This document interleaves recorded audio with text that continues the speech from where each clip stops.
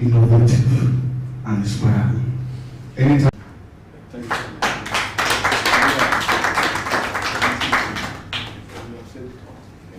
All you said is just idea, and the amount of idea Can go further. What some of us lacked then was just because we don't have the idea of about the country. But you can say this man, he has so much knowledge. Thank you so much, sir. Thank you, sir. So these are one of the men that constitute my advisory team. So I don't joke with him. Anytime there's something to do, Baba, how you see how? Baba, I didn't see. We could talk. Thank you so much. He might be leaving you now, but if for road, I will still message him. So, please put your hands together and take your seats. Don't stop. Don't stop.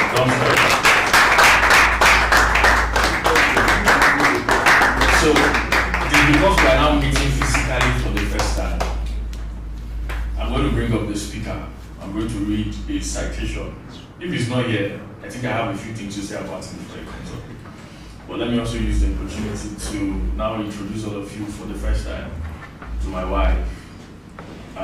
She's here. Can you just stand up?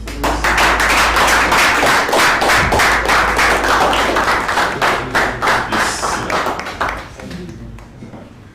So, Honorable Joseph Alanza was the man I met, I think 6 years ago. Very quick, but he left a mark because when I reached out to Isaac, I said, I remember this person. Where is he? He said, oh. The beauty of life is that you see your contemporaries growing, and growth is not monopolistic.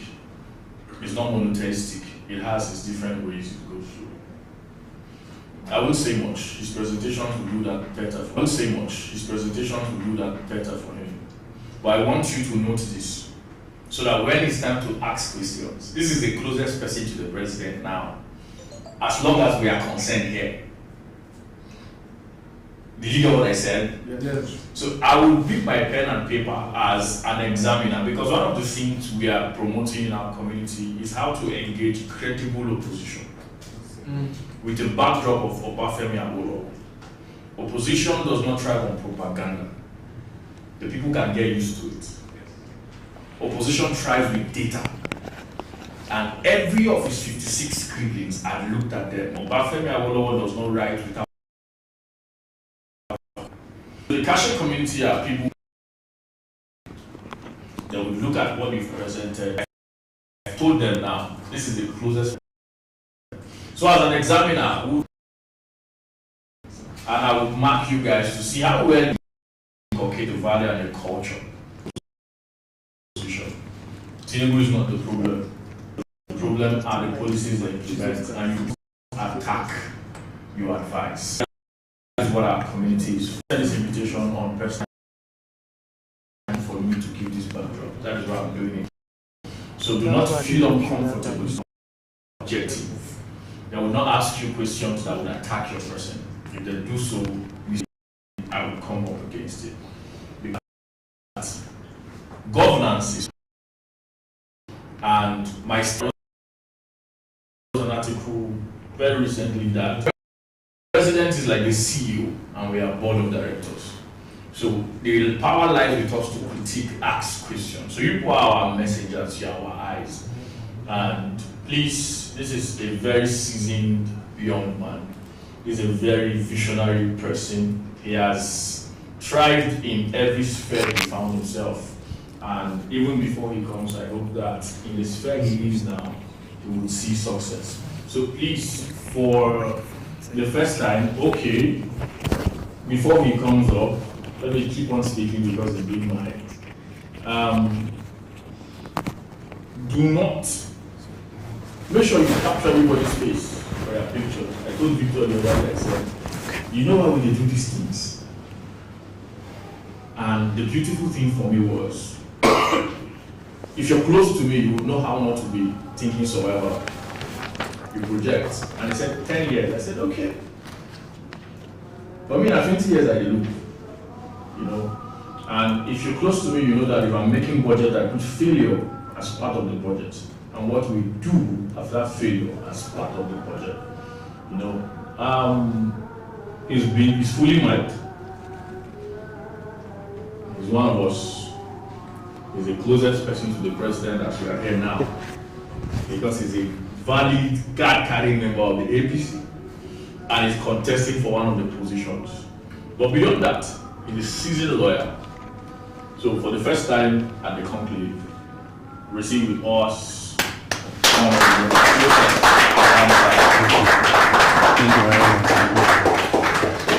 Thank you, sir. Thank you, very much. Thank you very much. You may sit down.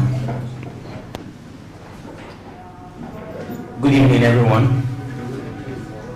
I would say I count it a very great privilege and opportunity for me to stand before each and every one of you this beautiful evening.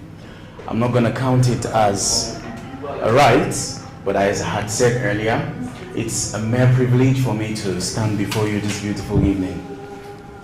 My very wonderful brother had done justice, I believe, to the topic itself, and he had already touched on every single area that I had wanted to speak about. However, I wouldn't come within with the perspective or the theoretical aspect of what you just heard from him, because I am coming from the practical aspect of governance itself.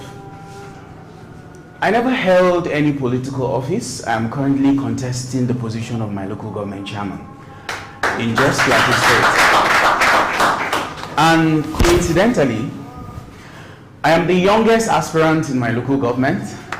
I'm not just the youngest aspirant in my local government, I'm the youngest aspirant in the whole of Plateau State. So, so it was something to say the moment I brought up my flyer indicating interest to contest for the position. I was in Lagos. I was working with Midman Music, MMMG group. Obi Franklin was my boss, and I was working with him as the project manager and legal consultant of the firm as an in-house counsel. So when I was having conversation with him, I told him that I will be leaving MMMG. He said, "Why, Joseph? We are trying to pull strings within the entertainment and creative sector. Why would you want to leave Lagos and then go to..." I told him, I've been a student unionist right from when I was at University of Jos. I contested for the position of the president of the faculty. I was expecting to see a very dear friend of mine here, Isaac Agbo Inalego, who happens to be one very dear friend that I hold so dear to my heart. He is one person that believes in persons who have positive impacts, most especially to the society. And he pitched his tent with me right from when I was in the faculty. And he said, "Joseph, when you win the faculty president, what do we stand to achieve and of course to gain as students of Faculty of Law, University of Jos?" And I told him every of the ideas I had as at then. And that was one of the major things that made Isaac pitched his tent with me. And Sir Phillips would know Isaac, once he carried matter for head. He carried matter for head. And that was how it went. On the day of my election, our election was rigged. I had everything. I had every single thing it takes for me to rig the election.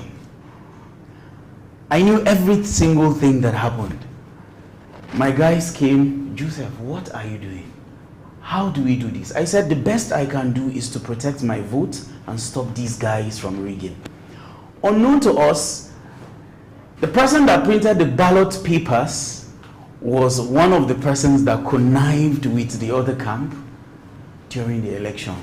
It was so pathetic, but all hope wasn't lost, because I believe one day I would stand before giants, and I know that one day I would make the desired and necessary impacts that I am born to. The predicaments that I had faced at the early stage of life. At some point, future was so uncertain and hope was so shaken. And I have wondered who would help a young lad like me to achieve all of which I have dreamt of. Of course, people will tell you the church will help you. Some will say your teachers will help you. Some will say your parents will help you. Some will say God will send destiny helpers. Yes, I know all of these individuals would definitely play a role in the growth and life of an individual. But I strongly believe, in my own way, none of them would have the capacity to do that. Only one person, who is the uncreated creator. I had toiled amongst distress prior now. My teachers, of course, had taught me the riddles of knowledge, and my parents the craft of hard work, because they said, no pain, no gain. And thus, amongst strife, opposition, I remained focused, because I know there is no pain in life and no gain. Today I am standing before you, not that my cardinal point had been attained, but I'm standing as a champion of endurance.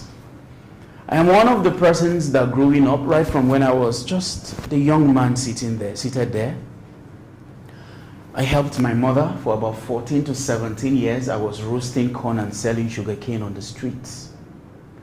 I was a self-sponsored individual all through my university, down to the Nigerian Law School, when I hadn't even food to eat while I was at the Nigerian Law School, Lagos campus. But no one knew about this, only close friends and associates.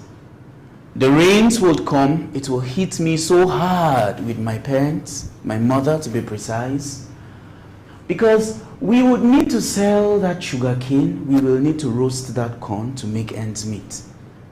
And I was in primary school, all through my secondary school. And there was a time during the COVID-19, yes, lockdown. I think I was in the university, and at some point, I go to help my mother because it was something that I was used to. And at some point, I was in 500 level in the university, and someone was very shocked. A coursemate of mine, when he passed by one of the streets that I was standing, I wanted coming with my system so I could project pictures I had when I was doing that on the streets. And then someone passed by and told me, Joseph, you appear well suited in the faculty, sparkling white, tucked in. You appear very neat. You speak so eloquent. You are a vibrant young individual. So this is I don't understand. Are you doing this for? I told him, no, I'm doing this because at some point it was what fed myself, my mother, and my brother. Our politicians today, which I believe I am one, there's quite a lot to be done. And if we begin to talk about the deep issues that has bedeviled our society today, I wouldn't say the major issues. Yeah, to an extent, the problem or the issues are with individuals who are in power. But in another way, each and every one of us seated here is the issue. I repeat, each and every one of us that is seated here is the issue.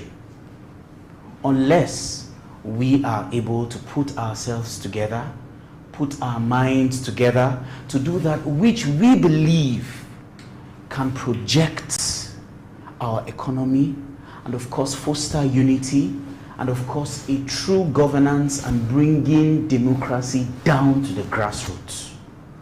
There is one thing I believe. Because I am contesting for the chairmanship of local government, I have had an interface first class with people at the grassroots. The House of Assembly or House of Representative or Senator may not have a one-on-one contact with people at the local level much more than the way an individual who is contesting for the local government chairmanship. I have 20 state wards in my local government, and I made sure I visited, and I'm still visiting each of those wards. There was one of the wards I visited. When I went there, I sat down,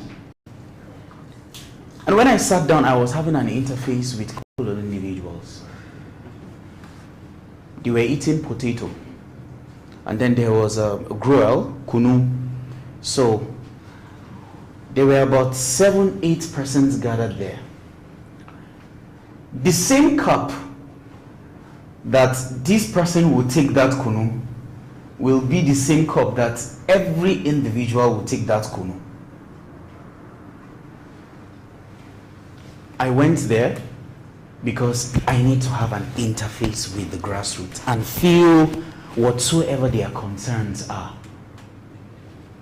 When I went there, that same cup that everyone, it is the same cup, not that there is another cup, it is the same cup that they would dig into that kunu, this one would take, they would drop the cup, if any other person, so it is that same cup when I went there, because I felt, how can I use this same cup that everybody, and I told them I would need to take water after, because I went there and I sat down, just the way they were sitting down, because if you are there, pardon? No, I'm talking about my political journey now. Yeah, I'm done with that particular aspect. So when I went there with a couple of friends and they saw me and I was eating that together with them, and I also made use of the cup. So they were looking at me and my friends were also looking at me, and they felt that, Joseph, do you know that just by doing that you've captured the minds of these individuals because they feel you are with them, so you are behaving like them. Now, where am I going to? Unless as politicians we understand the needs of the people, what the masses truly want, and by then they began to speak out every of the things that has been bothering them within that particular society and community. Well, I jotted down just some few things. We were told that democracy itself will bring life much more abundant, but when we look around today, a master weaver who voted in 1999 now cannot afford a bag of rice. Today, how much is the petroleum? 1,000, I think about 400 per liter in our society today. We are not experiencing democracy for me and to me. We are experiencing the weaponization of poverty. Poverty is no longer an accident of history. It is a deliberate strategy. The ruling class majority broke, angry, and exhausted that we cannot demand our full right. I would want to bring down how weaponized in our society today. Number one, the stomach infrastructure. Myself as an individual who has been involved at the grassroots level, when you go to visit state or masses on the streets, telling them to put you into power as an individual, they are expecting you before you leave, you give them stipends. They are expecting before you leave there, you leave camp, they are expecting you to give them 1,000, 2,000, 3,000, 4,000, 5,000. And that is how you get to buy their conscience. The poverty is being today. The moment you do that, you buy the conscience of an individual.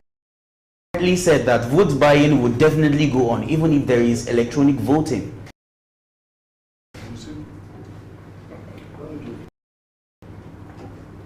When 3 senators contesting for position of Plateau North, I was privileged because one of my principals was there, Gangzi, Senior Advocate of Nigeria. He contested for the Senate. He is currently demanding for 10 billion naira because they defamed his personality. It was politics that played out. Politics on the day of election, and then you are bringing it officially on the X handle of APC that the senior advocate has not been cleared from APC on the day of the primaries election, just to make people not to come out and vote for the credible candidates that is to represent them. So when I went with these individuals, two of the individuals contesting with him were former senators, and they would want to come back. Each of them in about 6 local governments, different chiefdoms, In each of the chiefdoms, about 15, none of them, aside the senior advocates, give anything less than 4 million naira.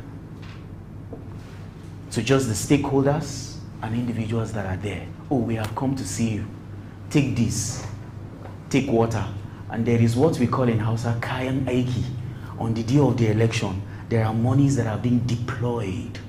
And when you go to the voting polling unit, I went to my ward, and what they were telling us is, how much money did you bring? It is the person that brings money, that is the person that would stand in the queue for. You know, they had changed the issue of, now is, we call it kato bayan kato in Hausa. So you will line up, and then people came who brought the suggestion that who is, let us bring the officials that are here, bring the paper, let us just allot number. We don't need to waste our time on the line. Because I felt I was in a particular position that I would raise patience if I get involved in that. But my brothers and sisters, that's the reality of the day, and that is what is happening. What drew a lot of traction to me was the person. And I am the major threat to my opponents in my local government. I'm contesting with 3 individuals. I'm the 4th. One is 3 years old, the other is 71, and the other one is 68 years old. Yes, aspirant in my local government, and by extension, the entire Plateau State. When I went, one of the persons that is contesting in another local calling me because there is a court decision that our election is suspended because we know it's politics. The government on the Plateau wants to play politics so that, of course, wants to come back for second tenure. So it's the way they are dragging our elections. So a lot of issues in our country and in our economy today. So little money today in today's politics, you see people with rational mindsets, people who have ideas, people live in the true dividends of democracy, go down to the masses. Wouldn't be given opportunity to get into power. How do we say that we want to compete with our mates in Finland and Canada? How? When people who are bereft of ideas are the individuals that we keep recycling in power. I'm sorry to say, with due sense of respect. One of my opponents, when he went for campaign, he couldn't speak for more than a minute to convince the people. He couldn't. His legs were shaking. But he wants to become the chairman of local government. I am sorry to say, just a few of our elders today are sane even in the political arena. Because quite a number of them, what did they try to do? They bring out an individual that, you know, Sir Phillips, now we now. They will use their resources between themselves to put you in that position, because when you get there, you, Ross, take the contract of building this hospital. You take the contract of doing that road. You. So that is what they keep doing to keep enriching themselves. And as a young individual at the moment, and as I am standing, I have 2 camps that is currently craving that I work with them. But I know that when I put my leg in one of the camps, I don't enter inside trap, because it's a cabal. Yeah. And that cabal will want you to work with them, and they will give you conditions. We are giving you this, we are giving you this. But when subventions come in, this is how the sharing formula is going to be. Then tell me, how will the poor man on the street enjoy the true dividends of democracy? The second one is the cost of living as a cudgel in our society today. Of course, when we talk about cost of living, fuel, the price of food, and a lot of things that is currently going on, they inflate the currency today to devaluate our labor itself. And the third that I would want to say is the debt trap itself. How much is currently in Nigeria? How much is our current debt now? Does anyone have an idea? Of course, it's 1 trillion.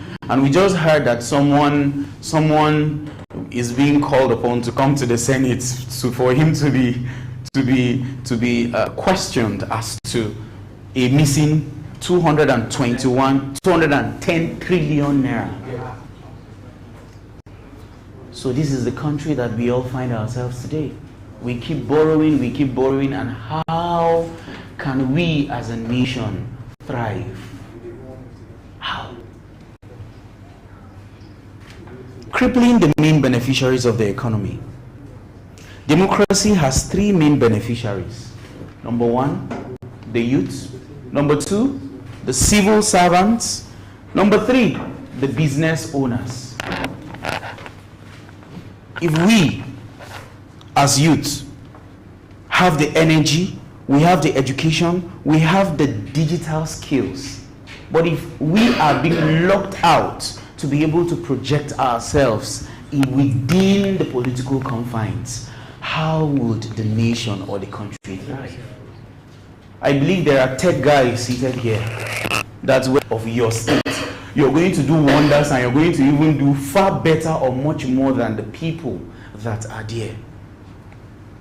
So these are questions and boiling questions that we keep asking ourselves. Unless my father is the commissioner, unless his father would help me, unless my daddy is a senator. And of course, we are being told to be patient. But let me tell you, patience expires when a 27-year-old watches a 60-year-old man without any qualification becomes the president of a country, becomes the governor of a state, and holding very high position. Then how do we project competence if we keep projecting these individuals in public offices?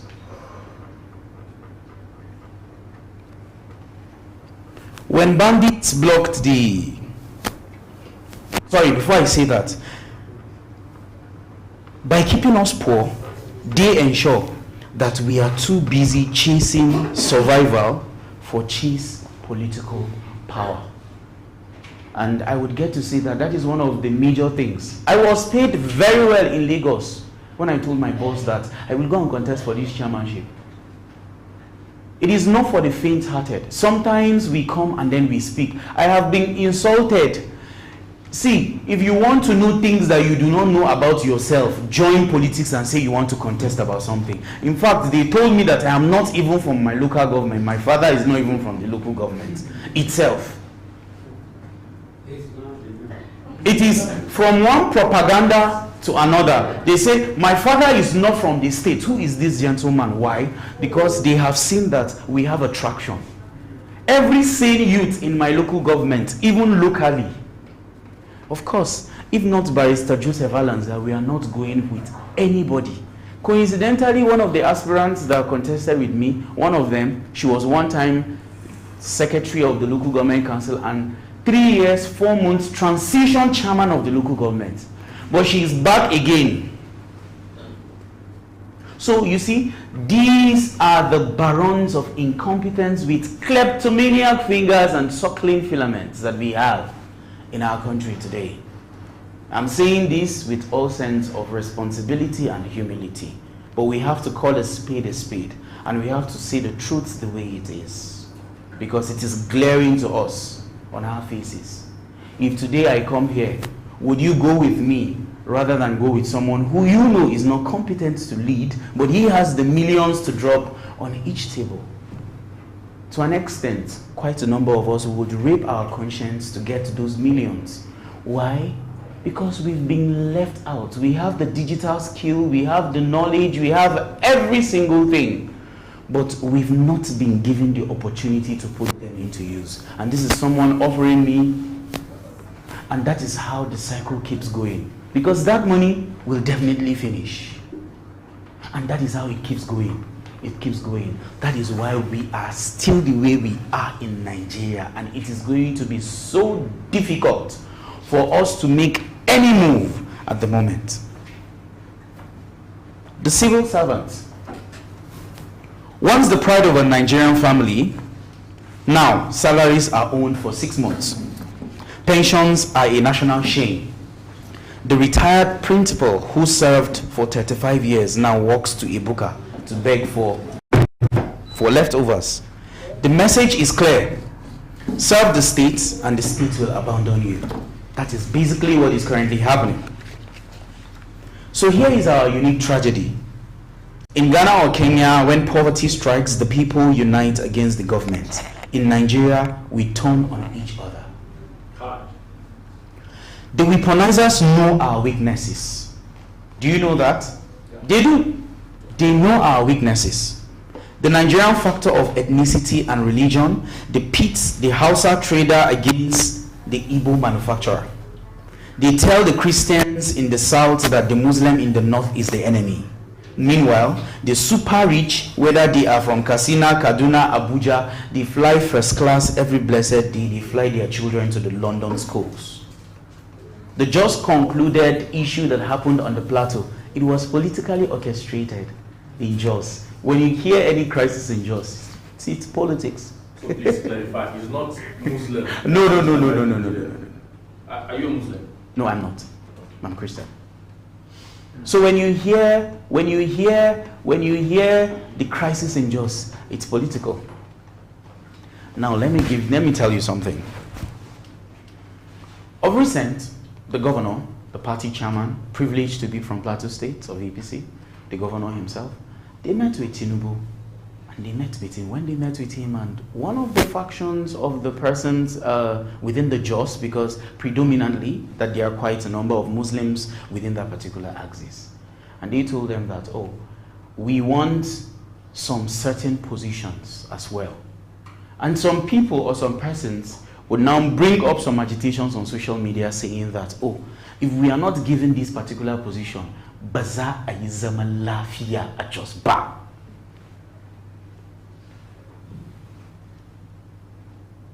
And because they would want peace to reign.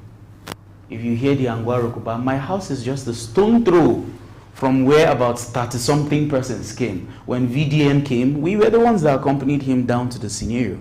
Yeah. My house was just a stone throw. Yeah, I was just lucky that I was home. My house was just a stone throw. So, and when they bring it, it's all about the issue of politics and power. And nothing more. So, because I am a Christian and she's a Muslim, so our heads will now be joined together to fight because of the selfish interest of some individuals out there. You don't even have a relationship with that. They don't even have a relationship. A very young student was coming down from the school. He was in keke. They dragged him out. I believe some of you saw the video. Throwing stones on him. Someone who practically knows nothing about anything. Just a young man that just came to school to study. And nothing more. And these are the projections that they keep projecting to us, and then the narratives they keep painting. It is well. It is well. So they keep us poor so that a bag of rice becomes a political tool, so that a loaf of bread can make you forget that your tap has no water. They exploit our hunger to exploit our divisions. Now, I believe this is the exit strategy. We cannot remain victims. We must discern the weapon, because we cannot keep being where we are. Citizens audits is one of the major things. If a politician comes to your community giving you some amount of money, do you question him where he gets that particular money? Do we hold our leaders accountable? One of the major things that was a broker in my manifesto was when I gathered very vibrant youth, and I told them that in Basa local government, I want a situation whereby we would be having a quarterly audit. Every month, we get to project the number of projects that have been done in each of the wards, possibly. We tell you this is what comes into the local government. This is what we are able to spend this money for. And this is what we are able to do with this. So that people will know what their monies are being used for. Just the last 2 weeks, my local government chairman just received their arrears of, sir, 22.8 billion naira. Yes, it's on record. Just my local government. Yeah, I may get to say that I am happy with the local government autonomy that Tinubu is trying to project. I'll give him on that, because I believe it is a way or a strategy to bring the government down to the masses, because I believe that is the intention. Because if the money comes down directly to the local government treasury, when you don't see road, when you don't see schools, when you don't see hospitals in your community, you are going to hold your what? Your local government chairman accountable. So these are people, because they have a direct contact with the masses. But the way it has been, of course, it has to pass through the state treasury. It is the state government that gets to cut and remove their own, and then they transfer local governments their own. That is how it has been. And then internally generated revenues. So these are ways that we can be able to put and wrap up everything to hold our leaders accountable. And I strongly believe that with all of these, we can be able to project ourselves in a greater and better light. Now, section in chapter 2 of the Constitution, 1999 as amended, which provides for the principles and objectives that the primary responsibility of the government is the security and welfare of the citizens of Nigeria. Not just that, section 14, subsection 2, paragraph B in particular, provides as well that the security and welfare of the citizens should be the primary purpose, the primary aim of what? Of the government itself. Which I believe that section is non-justiciable. So nobody can come and say we want to sue the government for not providing schools for us, for not giving us hospitals, or any of these things. Well, it remains debatable.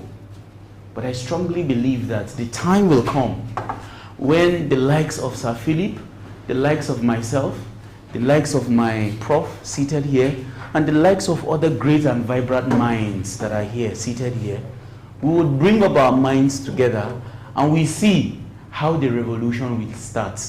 The revolution might start in a different angle. You know, there is intellectual revolution and there is the Sowore medium type of resolution. But it is one thing that leads to another. See, all of those guys cannot do all of what they are doing by themselves. They need the likes of Sir Phillips. They need the likes of brains and a lot of individuals in this room. Because if you don't have the strategy, the idea, and the necessary things to put in place, the poor man on the street wouldn't stand up and say, oh, we have the backings of these guys who are showing us the path, the way, and doing that, which we know is the right thing to do. So how do we now align ourselves, align our thoughts, and project ourselves to strike?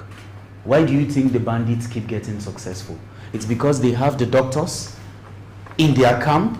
They have every single machinery in the camp to be able to carry out a successful operation in our country and in our society today that has been bedeviled by their ungodly acts. And that is why myself and you, we have the responsibility as citizens of the country to say the truth to the power and to be able to do the needful, because we believe we are the ones that can be able to put these individuals with kleptomaniac fingers and suckling filaments who have already wiped out and looted the entire treasury of the nation because of their selfish interest. We celebrate those who try and succeed. We sympathize with those who try but failed. But we are angry with those who refuse to try because they think they will fail. And why do you think I'm standing to contest for the chairman of my local government?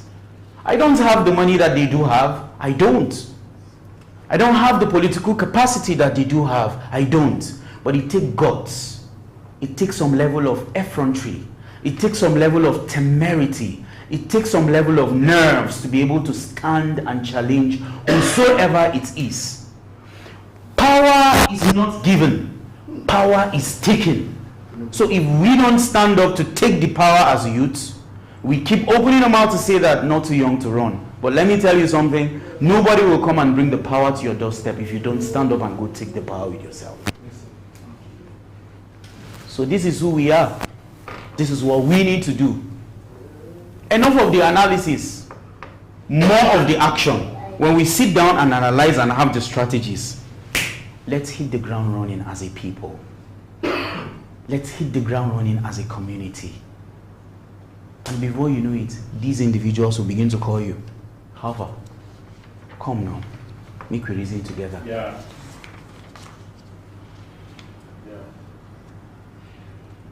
We must build a Nigerian identity that transcends tribe and religion. Poverty does not know you are PDP. Neither are you APC. Poverty does not know your mosque or church. It only knows flesh. That is what poverty knows. And I'm going to say, they want us to believe that Nigeria is just like that. That suffering is our destiny. That our poverty is our fault. It is a big lie. Poverty is a weapon, but a weapon can be seized. When we refuse to sell our votes for a plate of jollof rice, when we question the budget line items itself, when we demand that the refinery in your state actually works, that is when we break the chain. And of course, as I had earlier said, I would close with this. Democracy was never designed to produce millionaires. Let me repeat again. Democracy was never designed to produce millionaires. It was designed to produce justice. It was designed to produce justice, yes, until a bus conductor's daughter can dream as big as a governor's son. Nigeria's democracy would remain a corpse and nothing more. So I believe I have projected myself this beautiful evening with all that I have done, with the little experience so far that I have gotten. And to close, I would get to tell you that I wouldn't want to mention names because, of course, it's politics. So not every politician would want to bring out his strategy. And we are online. But I was with one of the jokers on who becomes the chairman of my local government. As it stands, the APC has collapsed a lot of other opposition parties, and the major party now is the APC. And what the APC is currently doing is, it's either we solidify everything to be able to say, oh, we are projecting this individual. Either we go for a consensus or we go for a direct primaries. And because the state governors now have the power to be able to project or produce flag bearers of different position, so it has now become a very big issue.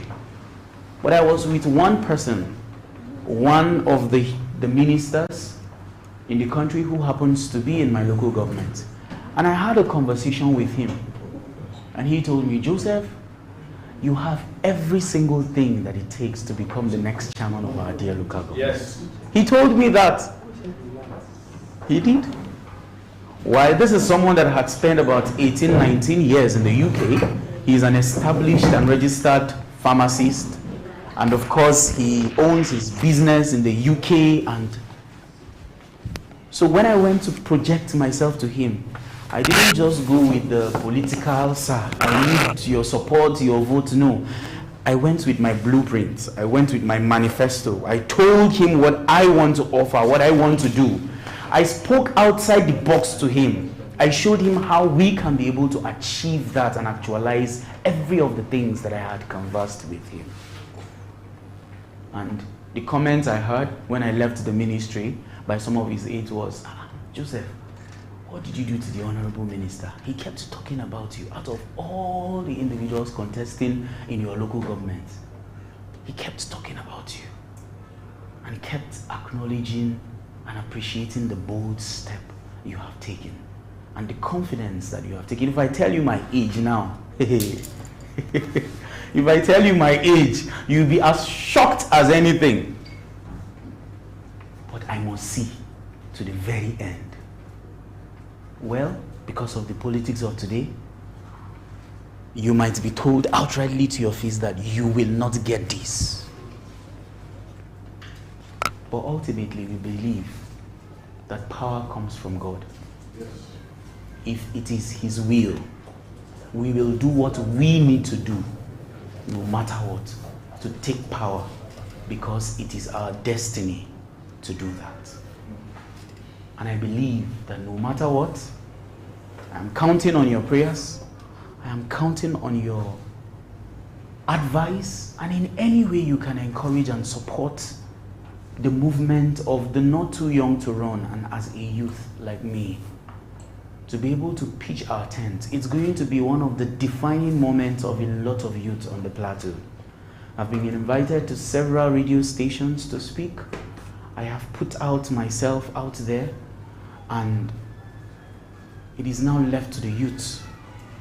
Although, with the politics of today, the tool now that they have has been taken away from them. It's like, we will just come and appoint you, will be the flag bearer. Go. You will be the, and even if you are aggrieved. Currently, Gyamzi, Senior Advocate of Nigeria, is currently suing APC and the electoral INEC and all those individuals. He joined them as parties to the petition and the suit that he has filed against them, because it is a tarnishing of the reputation of a senior advocate to tell him that he is not cleared to contest for the office of a senator. And you are bringing that release on the day of the primaries in the morning, and you never notified him officially that he is not qualified, simply because you would want to disenfranchise him and take the minds of the people of him and do the bidding and the contract that you at the top had done. So my people, we can keep talking over and over and over again, but I wanted us to face the practical issues, which I am ready. I know that there are questions that will be thrown to me, so I'm ready. Let's face the practical issues. I am saying this unapologetically. They might tell me that I will never become the chairman of Basa local government, but I've dared to become the chairman. And the world will celebrate me, whether or not I win. So please, let's open the floor for questions. Thank you very much.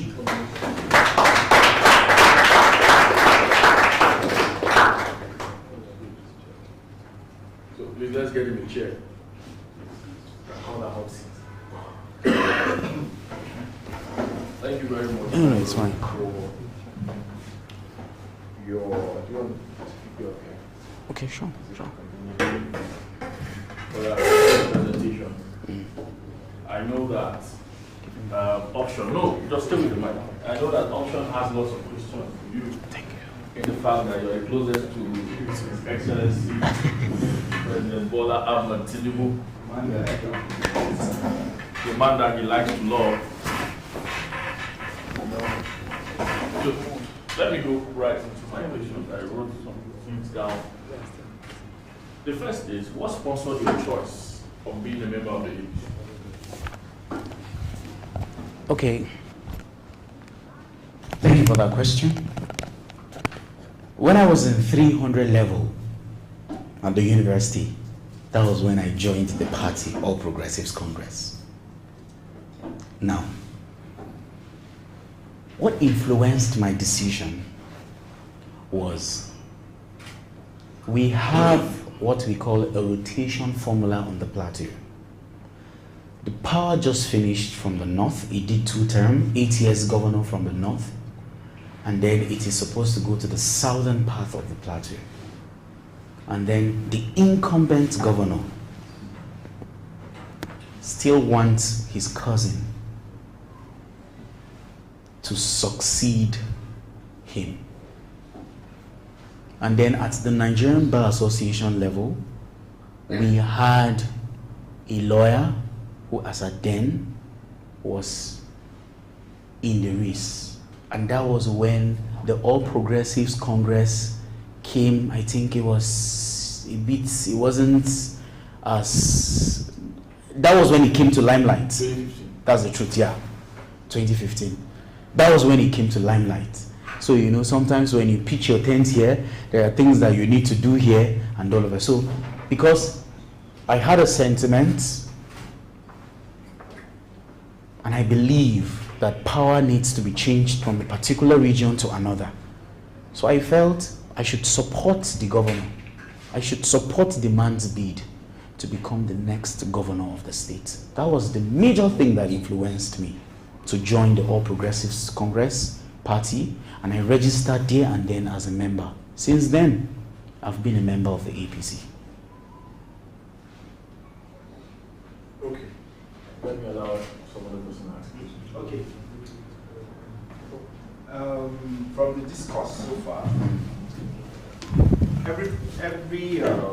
every discussion we have had so far points to the fact that this present APC administration, the presidency and the president, is actually using this poverty, because every decision from the government shows that the people have to be poor for him to thrive. It's political, whatever, I don't know. But that's what it looks like, and that is what, for me, it is. He weaponizes poverty in every aspect to make sure whatever he wants, his agenda is fulfilled. So I don't know, maybe you that is close to him, if there is an explanation you can give to this effect, because everything that is happening to Nigeria as a result of APC and the president, in quote, Thank you. is weaponization of poverty. Thank you, dear. So, can you please enlighten us of that effect? Well, what you have said, you are actually right. From the first time or the first day that our dear president was asked, when you get into office, what is going to be the first thing you will do? He now said, I'll hit the ground running. And I believe the moment he was sworn in, the first thing was subsidy. Removal of what? The subsidy itself.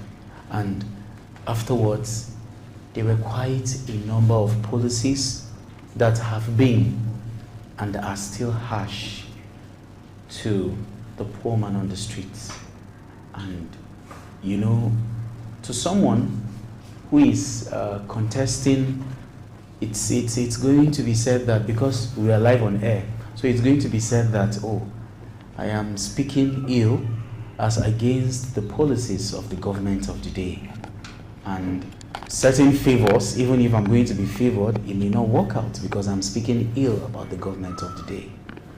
But what gives me so much joy and fulfillment is when I stand with the majority. What makes me happy is when I stand and say what is in the mind of you and myself. For me and to me, I can only do my part as an individual who is clamoring for a particular political office, because I have my strategies. And I keep telling people, sometimes, yes, it is the party that makes such policies, but sometimes it may not necessarily be that because you are an APC card-carrying member, you are automatically a bad leader or a bad person. No. I believe leadership, it comes from the true attitude and taking full response to a particular task. To some of us, we may not politically we may not be able to have the opportunity of airing our views, of even getting to, except for radio stations that I have told you that I have been called upon to speak about ills of the society today, that I get to air those views, and in places like this, because we have talked about the issues and we are still talking about them.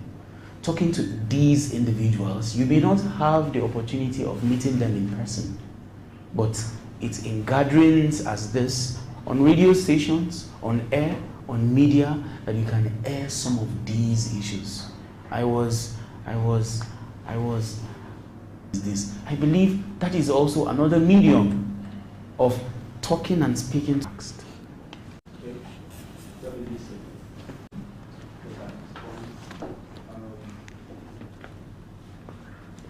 Let's say you do not want to speak in Chinese. Part of the problem, because obviously you've seen the problem.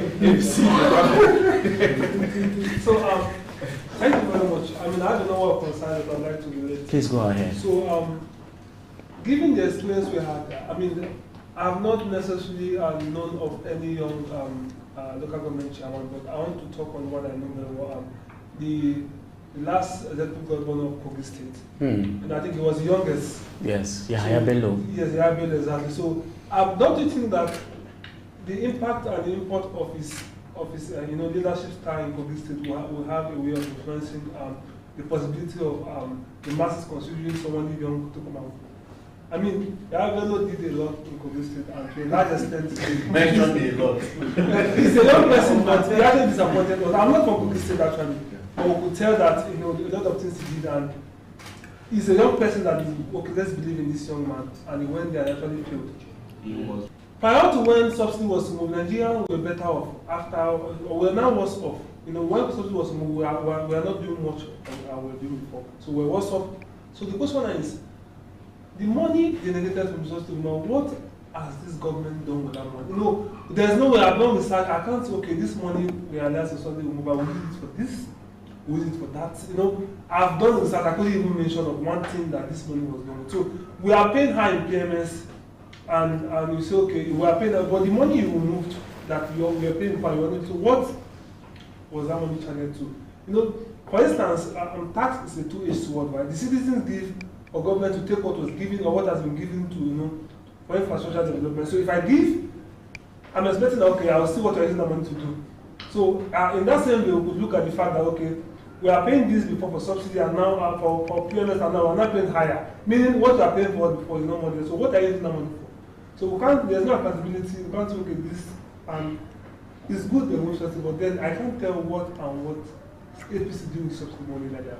So you can help us as somebody in the house to help us work on it. Okay, for your first question, I will get to say something about it. There's this very young guy in my state. When he was elected, he's currently a member House of Assembly. It's from one club. It's from one club to another. You see him either with this lady or with that lady. In fact, they gave him one name in Jos. They tagged him with one name. Very young guy. He's not even up to 40. Member, House of Assembly, on the plateau. So I was faced with that particular question one time. And then someone now asked me that, how do we now decipher, or how do we now get to know who amongst the youths are really ready to serve because of the interest of the people and not for their own selfish and personal interest as well? How? To an extent, I would get to say, leadership does not look at the old or young. My daddy over there can still be given the chairmanship position of Basa local government, and he will perform far way better than the way myself as a youth would. And as I said earlier, it first begins with taking responsibility. Are you responsible enough to handle the task itself? That is the question. So myself, who is seated here, who is canvassing for votes, and who is telling you what I need to tell you, what I need to let you do. These are the things. And most of the time when I go to do my politicking, I tell people, I have been praying to God. I don't just pray that God gives me the position to become local government chairman. I pray that God also gives me the grace to be able to lead the way I should and to go with my plan. I may not be perfect, but let people enjoy and feel the dividends of democracy itself. That is one of the major things that I am after, and nothing more. And on your second question, issue of removing subsidy and what the monies have been done and what have you.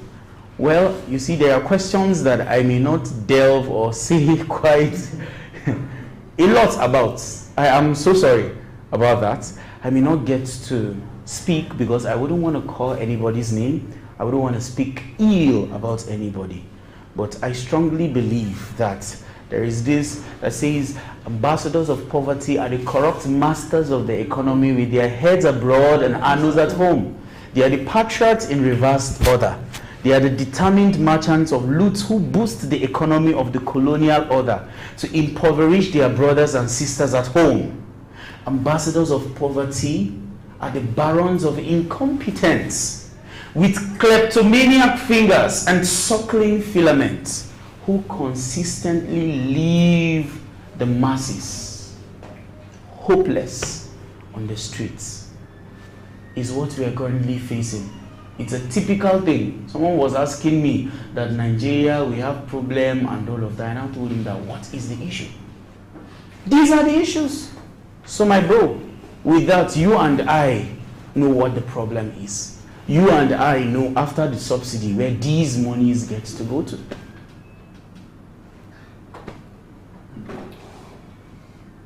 So in a nutshell, we can't be humbling on the fact that the young person should be given chance. Because I mean, just like I mentioned, the young person's fear of death, of course, other person may have good intentions, but then leveraging on the fact that mentioning young person you think they will perform is not necessarily something that you can just count on. So, okay, if it's a young person, give the person the opportunity. You know, for me, Abelo really messed up in Kogi State, and the other person you actually mentioned. So now, in addition to that, right, you would see that what I'm trying to see it from a way that there has been a stench. Before now, you can come and leverage on the fact that you're a young person, you're vibrant, you're intelligent.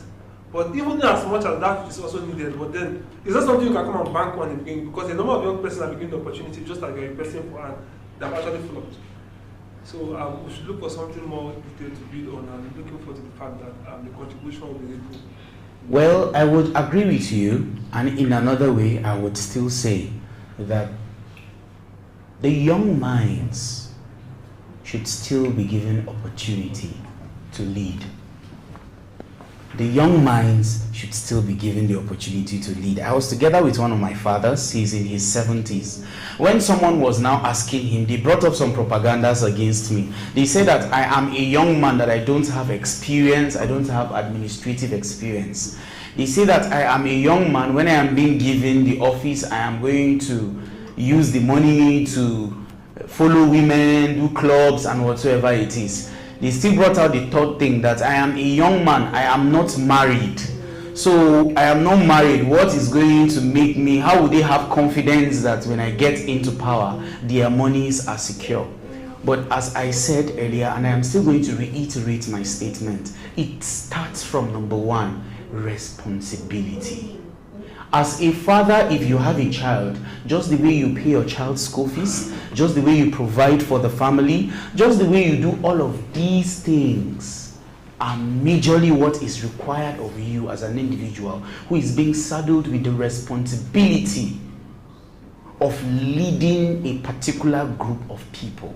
So you first take responsibility. That is why they say, oh, what are his track records? Has he ever led anywhere? What are his answers? Do you understand? People now begin to check some of this background before they now entrust you with that particular leadership position. Yeah, I'm still going to agree with you when you said that it is not necessarily that we should give it an automatic ticket that a youth would get to perform excellently well. Yeah, in another way he may, and in another way he may not. So I would believe with you in one way, and I may not really believe you in the other way. But one of the major things why we are gathered here is for us to be able to brainstorm and know what we need to do. And we as the youth who we feel we voted this particular youth into power, do we hold that youth accountable? It's one of the things that I get to project. Do we hold that particular person accountable? The chairman of my local government is not up to 50 currently. He is in his 47th year now. But he is doing really a great job. I would give him his flowers. So even when anyone would come out and criticize him because of the youths that see the things that he do, they would come down and debunk those propagandas because they know that it is political. They know that this man is doing good. Just last week, he was at his farm. He was farming, the normal farming that you know, the local government chairman. He went to his farm with his chief of staff. So he was farming. This was not even on social media or taking no. But I had, so these are people that believe when you give me power, it doesn't get into me, because they say power drunk. It's not just about the power, because when you give someone an office, the power gets into him, he has the money, and that is why they say that, I don't know you, bros, you way they talk now, but may they give you one House of Assembly member, you get the power, you get the money. Now when Oga Phillips go know who truly you be, I don't know if you understand what I'm trying to say. We know Oga Phillips prior now. We know he is a man of astute and inestimable moral rectitude. To us, he is a good-natured fellow. And if someone comes to tell me that, should I make Sir Phillips the governor of Plateau State, or the governor of Benue State, or the governor of Kogi, with the whole of my heart, I will say, yes, he should be given. Why? Because I have seen him raise men. He may not know in a one way or the other. He has touched me like my life, but he does not know. I was discussing with someone prior now, and I was with one of my aunties, and when my first encounter with him, I was here in Abuja. He asked me, no, I was in Jos. He asked me, where was I? I told him I'm in Jos. He said, get the next flight tomorrow to Lagos. I was like, who is this man? Nah, this man won't carry me, go cut my hand, yeah, my leg, put me inside. So I was shocked. Who is this man to tell me I should get the next flight tomorrow? And by then there wasn't any flight the following day. So I had to leave Jos to Abuja. And before I knew it, I was like, let me see, no, this one is just a joke. Why will this man tell me I should? Before I knew it, he sent me my ticket from Abuja to Lagos. I was like, this man is serious. I beg. I had to call my aunt. I said, I beg, I go see this man. I beg me anything. But immediately I saw him, I had conversation with him. I knew that this man has foresight. The way he handled every single individual, the way he led with so much simplicity and humility. And every of the time I come in contact with him, it drops or leaves me with something. And that was when I felt, let me go biblical now. God is raising an army in our society. We are already seeing the manifestation of these armies, but we may not know. It is now left to us. Be it you are a Christian or you are a Muslim, there are a lot of people that have aligned ideologies. And it is time for us to bring all of those ideologies in order. Hey, Saako, you will be the one to start going. Let me wait. Let me be one of the think tanks in the legal and corporate department. You, okay, you are the tech guy. Begin to have this issue.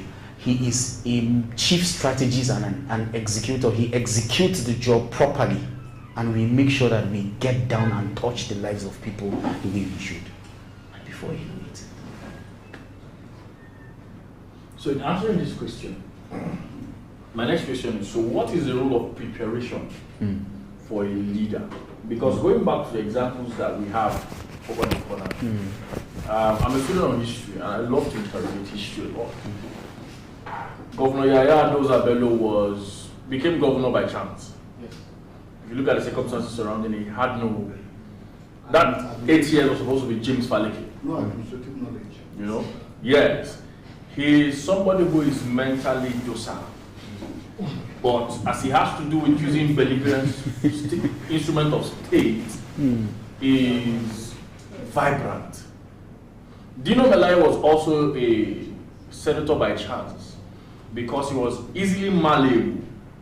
We saw what they did with Dimeji Bankole. It all falls down to power misrule. True. Because for every Dino you show me, I can give you 1,000 guys who are prepared for leadership. These guys are leading fintechs abroad, leading fintechs here. The guy who was who brought out Kobo 360 have a very close relationship with him until he went for commissioner post in Enugu State. And I told him, I said, Baba, on that thing, that was how we parted ways. Until the company began to die, he left commissioner and then came back. All of these things was to say that. Can you help us? Tell us why it is important for a leader to be prepared than installed. Sir, I believe in every of the things that you just said. When I came down, the first thing I did, because the first thing first is you have the vision. I know they believe in say now my pay, say they contest, you say may you go contest now. Number one is conviction. If you do, where the problem starts. If you are not convinced within your mind that you want to lead a local government or a constituency, don't even start. If anyone comes to you to tell you that, oh, Sir Phillips, you are we like you, you do good presentation, you are this, you are that, we want you to. Yes, I know people can come because they want quality representation and then come to you because they know the quality of your leadership. But whether or not you are good, if you are not convinced within your mind to go in there, don't even go there. Because when you go there, you will flop.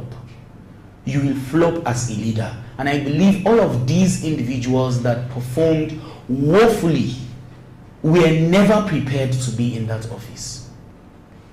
They were never prepared. Since I was in the university, I told Isaac that in so year I will be contested for House of Assembly. I have been applying for one legislative summit here in Abuja that is being organized by Femi Gbajabiamila. What? Good. So to tell you how, from then, I had already started working on knowing how I can do masters in legislative drafting. I have already started projecting and pitching my tent because I'm not just going there to play or to go and be dozing and be sleeping. No. I was applying because I needed to be in one of the cohorts to know what they are doing.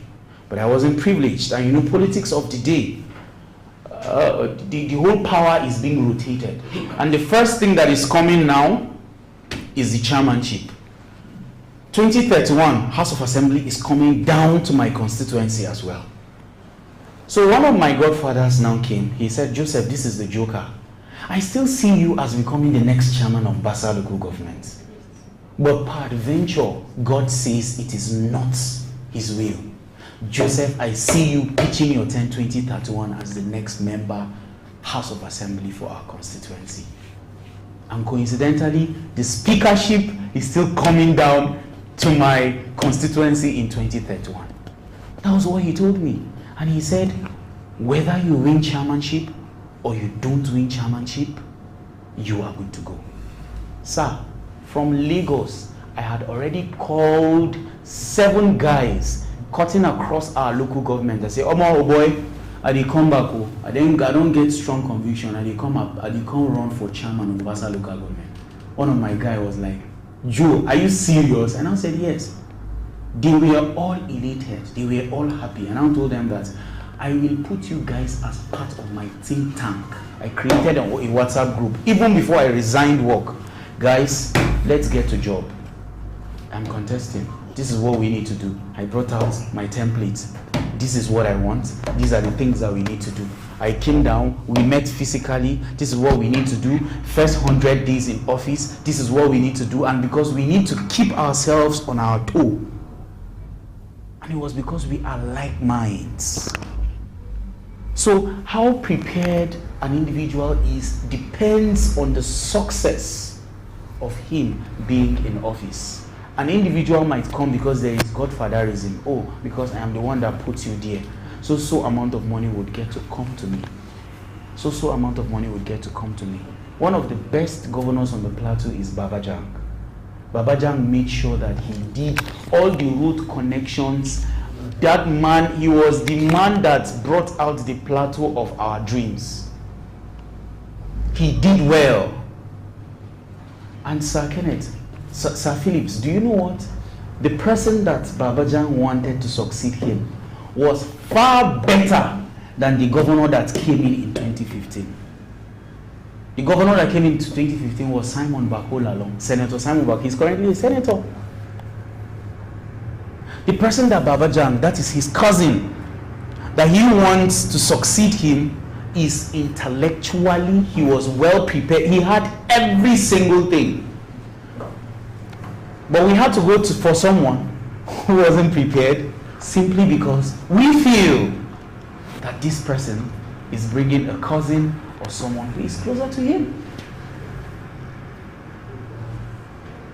Honorable. Yes, sir. Good day, Jim. Thank you, sir. He's a good politician, a good leader. A very good politician. He's a good leader. Two, Okay.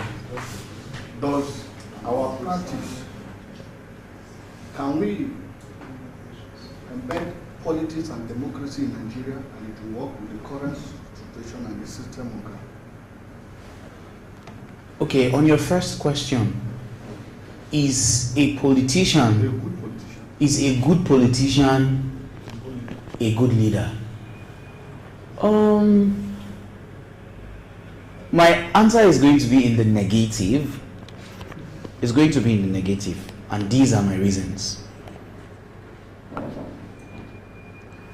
A politician is someone who understands the rudiment itself of politicking. An individual can be an astute. Now, I may be a politician, but I may not be in power. There are a lot of people that are in politics, but they are not holding any position. Sir Phillips can venture into politics today, but he does not necessarily have to be in power. I don't know if you understand what I'm saying. Now, Sir Phillips might feel he may not execute, he may not have the charisma, he may not have all of those things to be able to lead all of the individuals that are here. But he has the strategies and how we can be able to go about the politicking to arrive at a particular conclusion. So, for me, I may not be able to know how to come, woo and convince people to support me. I may not know how to, after seeing this person, I need to go and see this person, consultations. After seeing this person, oh, let's wait for this camp. If these people are bringing up propagandas, Sir Philip already knows how we can be able to counter. That is politicking. He understands how the game is being played. Well, he may not necessarily know. That is why you get to see, sir, I am sorry to say, the likes of Barack Obama, the likes of Donald Trump, these guys have the major and core guys that are in the politicking itself. They are not really the ones. There are decision makers. They just come in, you see that White House, the way it is. There are people in the inner rooms that are the decision makers in there. Those are the real people those are the real politicians that understand the economy, the society. This is what you think Trump himself can be able to do all of that all alone? No. All of those guys are also people or individuals that are close to him. Hey, when we do this, it's going to be difficult. When we do this, it's going to affect you. When we do this, it's going to affect you. So for me, I have one Baba that I always work with. He's an elder. Baba will say, okay, when we go to this place, Dobale, when you greet them, you stand up. When we go, don't say this, don't say that. Present it to them the way it is. Good. Now, tomorrow, I will not follow you to go and see this person. Go and pick so person and so person to go and see so person. If you are going to the other person, these two persons that you picked, don't go with them. Go with so person. Now, if I'm to come and see Sir Phillips now, okay, his wife just went out. I'm going to look at the closest way to get Sir Phillips politically. Maybe I'll go through his wife, I'll go through some of these guys. So the whole thing is understanding or being a politician or understanding politics and doing politicking does not necessarily mean that you can be a good leader. No. An individual can have both. That's the truth. You may know the politicking and all of that, and you can also still be a good leader. But there are some people in politics that their own is just to be able to do the politicking. Just let's do this, let's come here, let's do this. That is politicking. But your own is let's execute.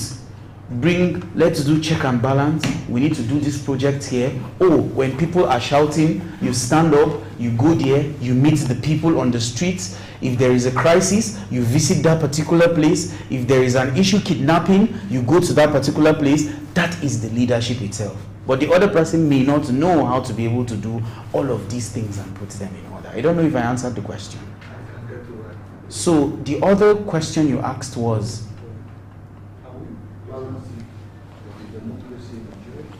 yes, we can balance it with democracy in Nigeria, because I keep saying, yes, I keep feeling and I keep seeing individuals. When I was working, gone are the days when on the 12th of June or on a democracy day, you see band, people playing band. People are happy. People go to stadium. People are just happy because it's democracy day. Workers, they come, like, it's people are, but while walking, while on the streets, it's practically like you will know that nobody is happy in this country. I'm sorry I have to say it. Nobody is happy. Why? Because of course we have a two faction of individuals in Nigeria today. The bourgeoisies and the proletariats.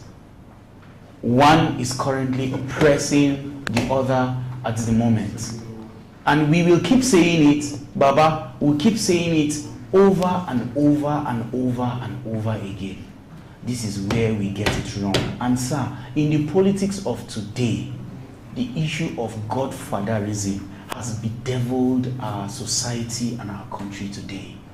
That is the major, starting from councillorship. If you don't have a godfather, or chairmanship, if you don't have a same godfather, that is the order of the day. Because the money you get, almost half of it, people who put you in governance, they are expecting their returns. What you need to do to be able to meet to the demands of people, and that is what brings us to the major crux and the topic of today, weaponization of poverty itself. Okay, let me touch your mind on something. Please go ahead, sir. For my next issue, this article making commentaries. I'm touching a topic I titled Tinubuism. Okay. And it's a concept of godfatherism. And my opening question, which is the question I want to ask you, is do you think that Wiki would have successfully wrested off Amechi if Tinubu was president when Amechi was Minister of Transport?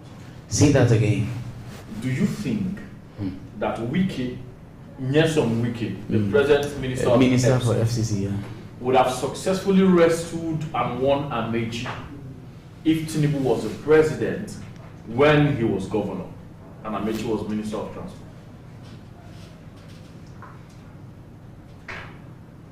Can you still rephrase your question? Okay. Buhari was by accounts, Buhari was careful in a way that I think by historical data, Buhari is one of the most just presidents we had, both military and civilian. But unfortunately, society doesn't support the president with the type of Buhari's mind. So, why Wike was able to successfully wrestle and win Amechi was because Buhari didn't feel a need to have powerhouses. Just like Tinubu feels a need to have powerhouses. And here's the godfather at the helm of affairs. And you could see you stated, I didn't have the mind to ask you this question. Yeah. When you stated that there is a rise and entrenchment in the phenomenon of godfatherism, it is almost everywhere.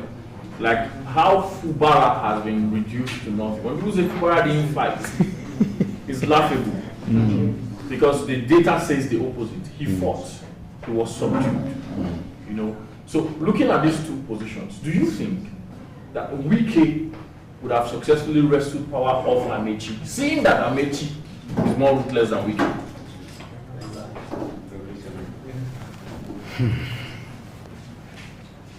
My brother,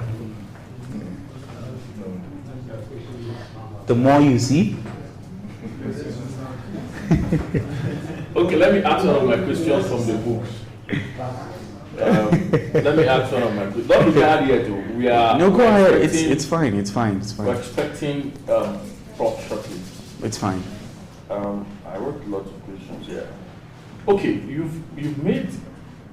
you've consistently made mention of the fact that of the ills you've endured in the APC. Why are you still there? Okay, I have a personal principle for myself. You see, the breed of politicians we have today,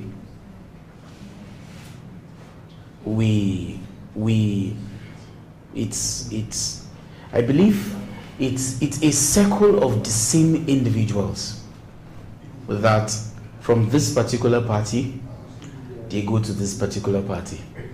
From this particular party, they go to this particular party.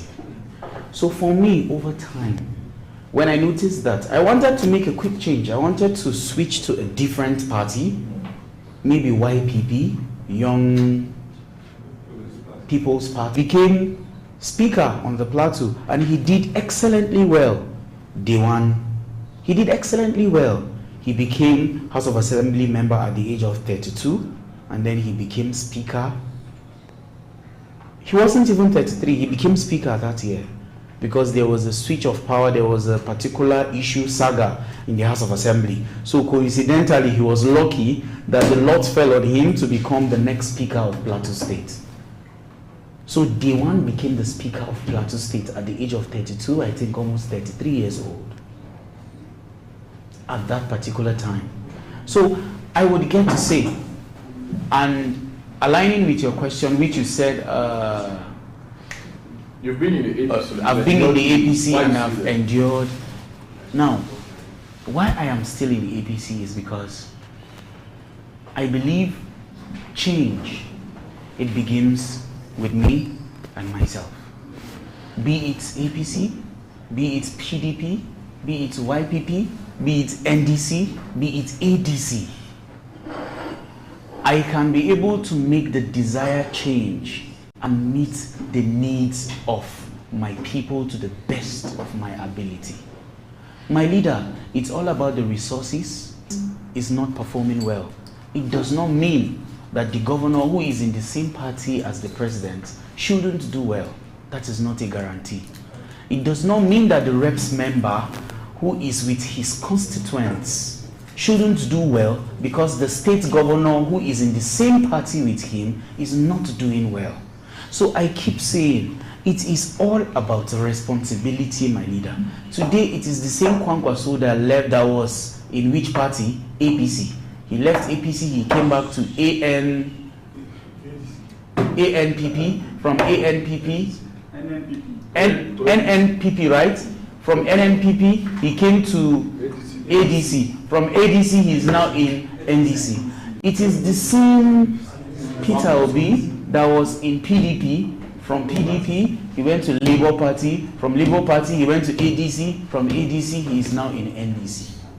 Now, I keep telling people, my leader, if today, you're saying, why am I still in APC? If today, Peter Obi is back to APC, a lot of people will follow him.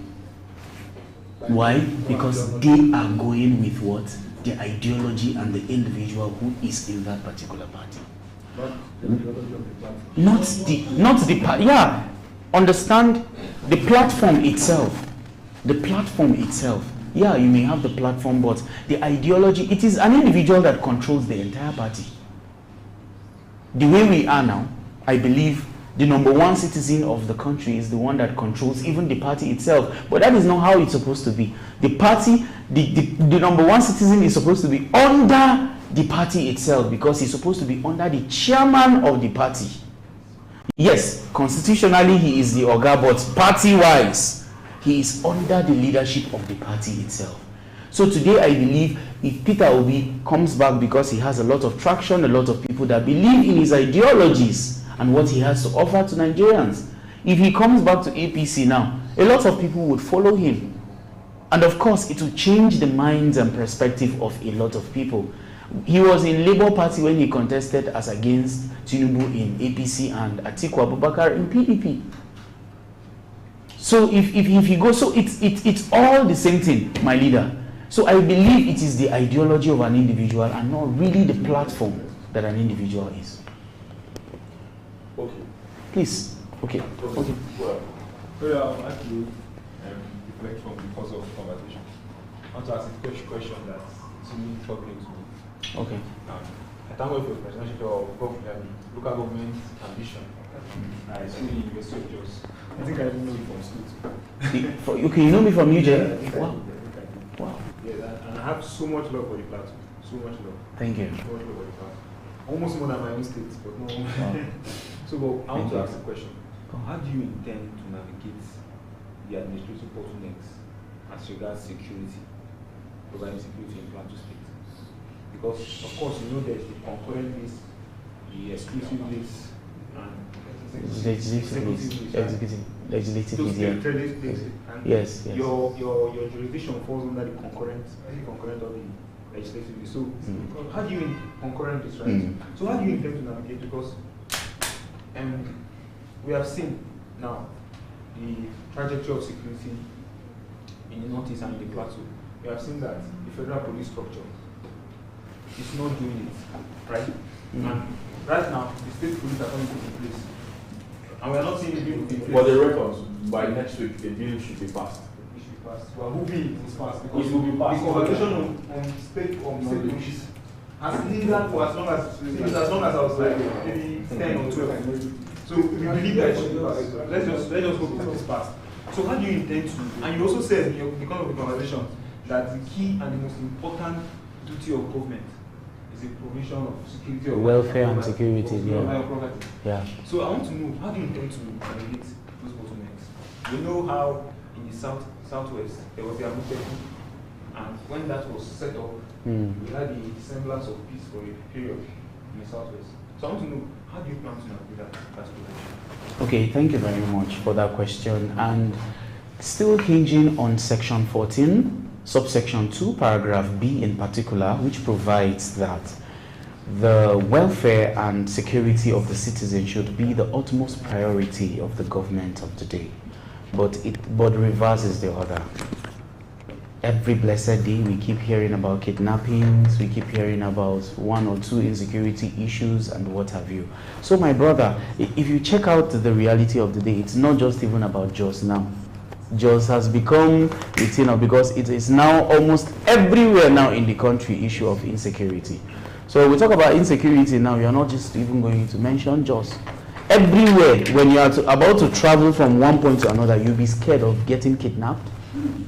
You'll be scared of getting, so these are some of the issues that have bedeviled our societies today.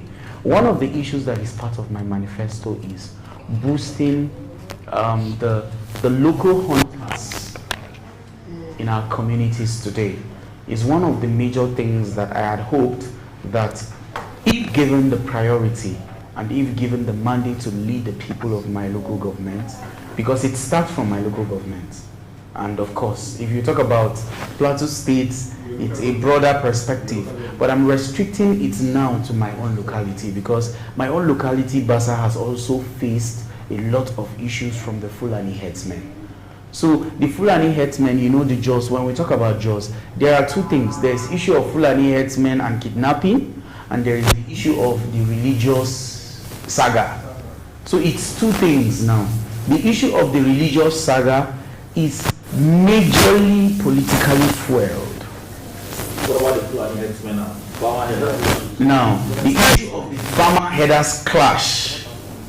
Honestly, I have been on a research on that particular issue.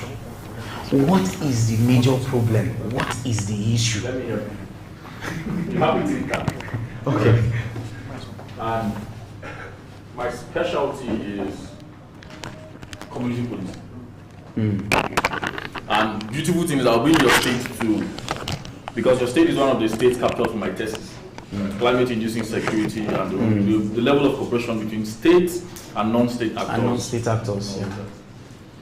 You know, I know so well that if you do not win at this point, it is knowledge to win at the next. True.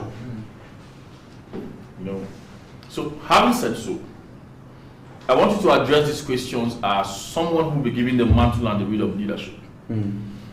And you know, when you mentioned that you already have a think tank, while you were answering the questions, I needed to come into the, I want to test now the fecundity of your think tank thing.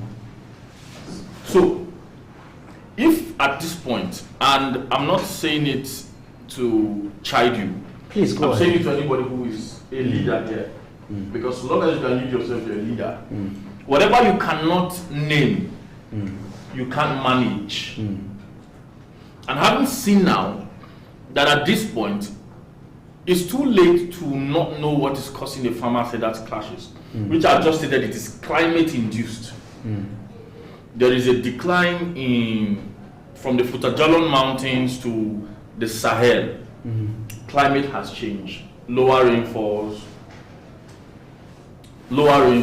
and these guys are migrating from that Sahel down here, you know. And then we have a system or a system of states that is reactive than proactive. Okay. This is my question to you. What does your think tank have on ground on community policing? Because, you know, he had asked you a question, and I was coming to hit on that. He said, can a leader be seen as a good politician? Or is a good politician a good leader? Good leader. Because for us in the strategic sphere of things, we know that there's a political side to everything. As a doctor, there's a political side of medicine, and there's a medicine of politics. Now, coming back to all I'm saying, managing the crisis from your local government. Bassa local government is like Etiosa in Lagos. And you had mentioned now that you are a politician. Does that mean it exempts you from having the characteristics of the leader to handle those issues? It's a good thing that you already know that, yes, it's a political issue.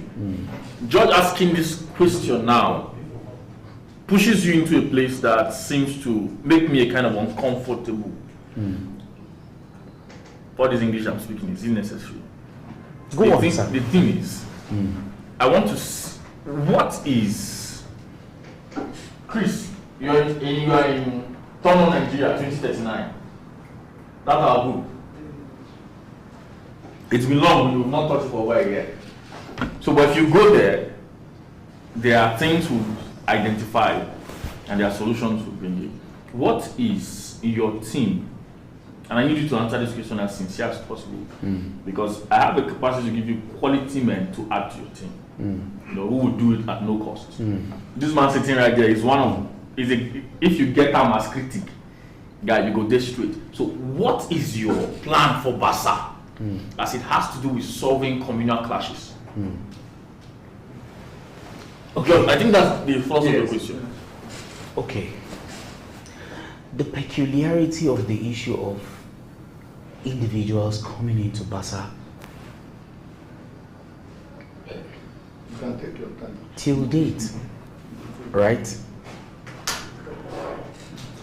We are yet to understand the kind of people that do come for this attack. Sometimes they come, and to an extent, you get to see that some of these individuals are not, is it that they are not humans, or they are not within the country? Because all this while, there has never been any of the clashes that you would hear that any of these individuals had been apprehended. Now, as I have told you, they are a different category. For the peculiarity of my local government, we have never had that any of these individuals had been apprehended.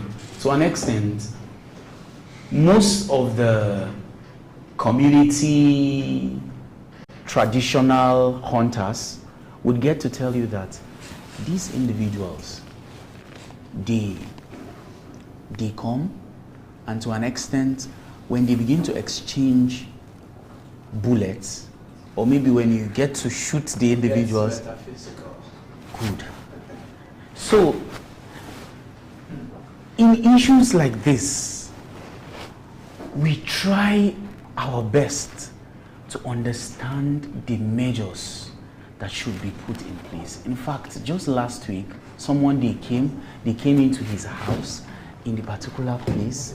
They wiped the entire people in that particular family. They came, but there has been a lot of measures. If you are talking about the current local government chairman of Basa local government, they just came, and then the hunters, they made some uniforms for them. They had their local guns and whatsoever it is that they do patrol with. But till date, sir, we are still trying to understand or to know who the real or the true perpetrator. It's like some form of jazz that they do make use of. My leader, honestly, I am telling you this. This is something that we are really hitting hard to be able to understand. And one of my friends, who is part of my think tanks, now said that, Joseph, does that mean you also go diabolical as a leader to be able to understand some of these things that is bedeviling the community? Sometimes it gets cold, and sometimes it pops up. And then sometimes it's not even about the Fulanis or the normal regular people that you see them. These individuals, most of them are innocent. Most of them are innocent. And sometimes these individuals are not even within. When they come, you hear the community people saying that they are not even speaking the Fulani. The Fulani, they are speaking something different.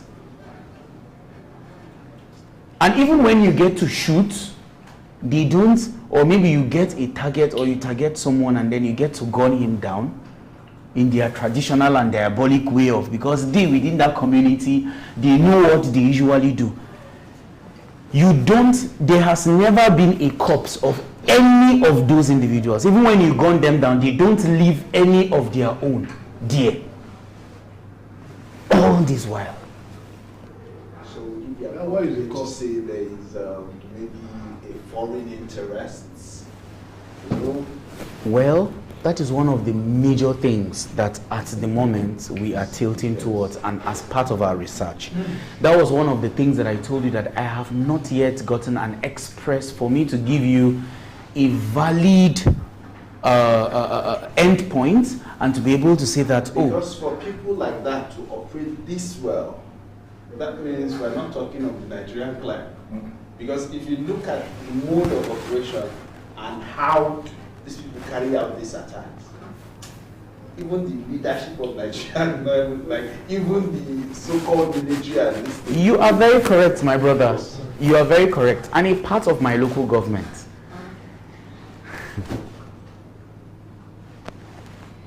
The mineral resources.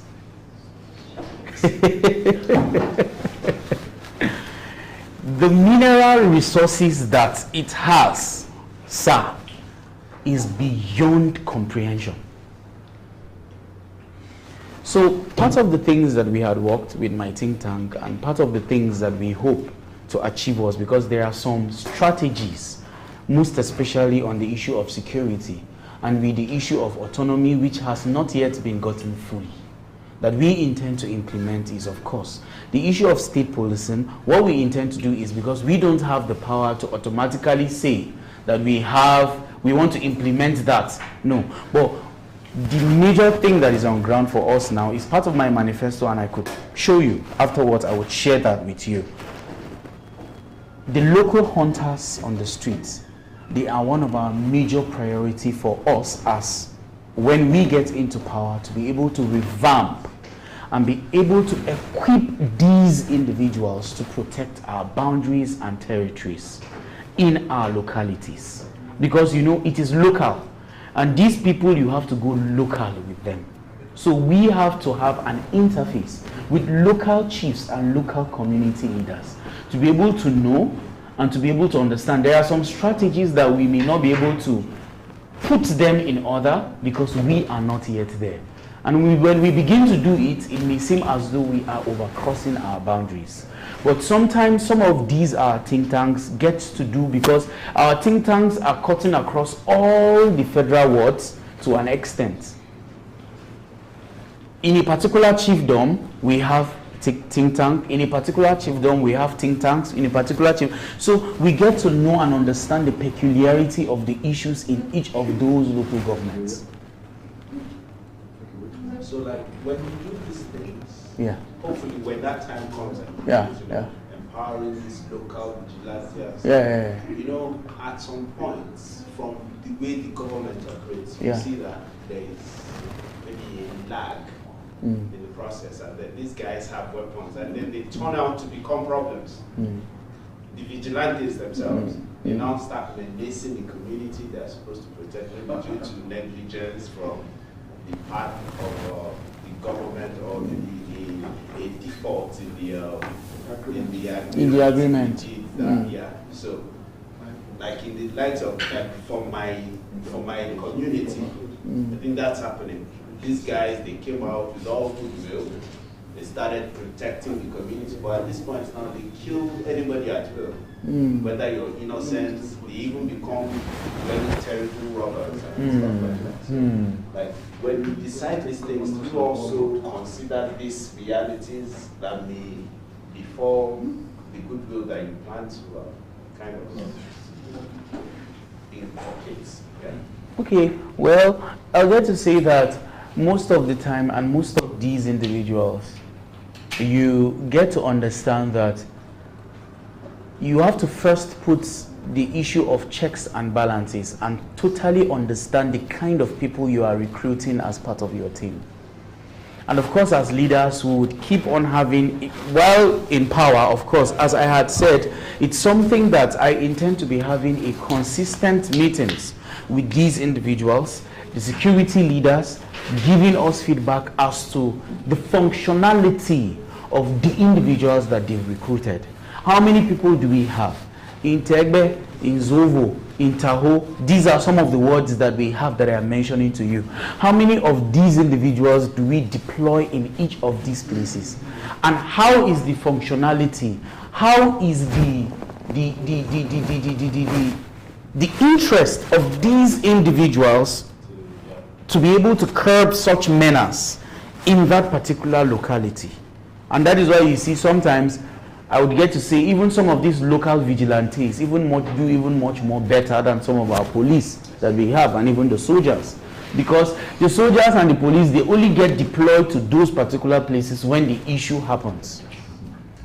But these individuals who are the locals, they are already there. They are permanently there. They have their duty posts. And of course, given the opportunity of local government autonomy, you put them on stipends because they would feel, my service to my community is also not going in vain.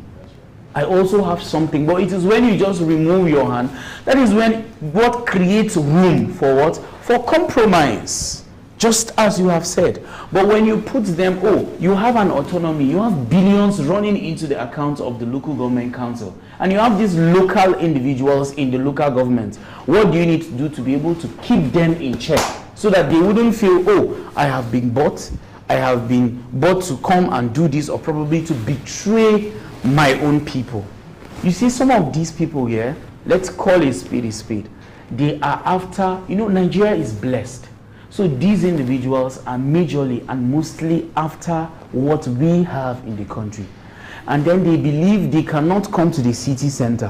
What they have to do is to begin to go to some of these bushes and now begin to explore some of these mineral resources, because they already know that the best way for them to be able to capture or get access into these things is when they begin to capture the locals or individuals that are in those particular areas. So for me, I feel, of course, we will have an avenue or situation whereby with the leaders of those vigilantes, local hunters, and what have you, we have a meeting with them.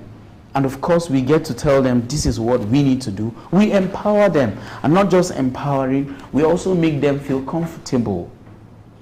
We have a forum and a particular strategy that we make them feel what? Comfortable. And of course, sometimes there are some security informations that you don't divulge. Of course, this is definitely going to be an interaction between ourselves and them, so that we will keep our people well secure.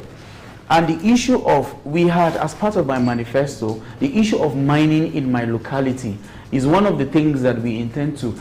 Every individual that is a private miner would have to be registered with an agency within the local government itself. We want to have a particular strategy whereby you don't just come and because you are being sold a particular plot of land and you bring your excavator and start mining. We want some bylaws or some bylaws within the local government that before you do that, how do you get to do this? Where do you get? We will know your scope and what's the extent at which you will come, because we've come to understand that it is because of this wealth that most of these people are trying to, if not, what is it that will just make one to come? There has to be an interest. There is an interest. I can't carry a gun. I can't go and kidnap. There is always an interest. There is a reason behind every single thing, my brother. So, yes, bro?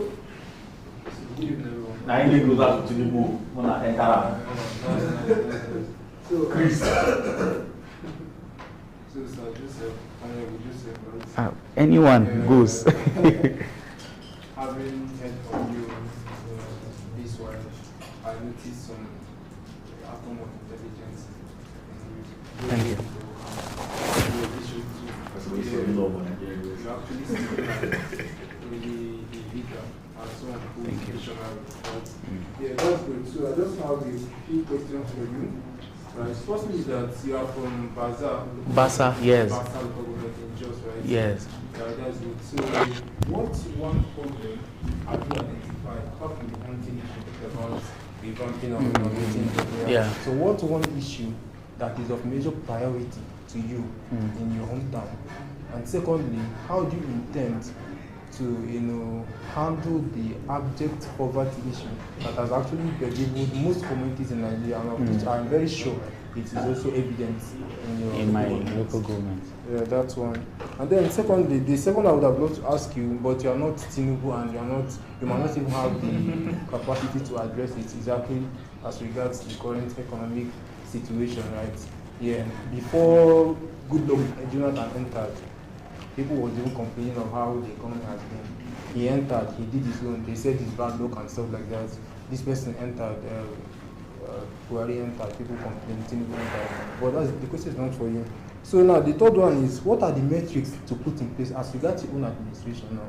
what are the metrics you're going to put in place to ensure that this your vision remain accurate and remain actualized, rather than going there and then you not start misbehaving or try doing anyhow. Just the way you said concerning someone in your local government that got into his House of Assembly, yeah. and just started going to clubs, doing stuff like that. And so what are the metrics, what are the kind of checks or things that will help you not to deviate from your aforeplanned visions and mission statements as regards your community?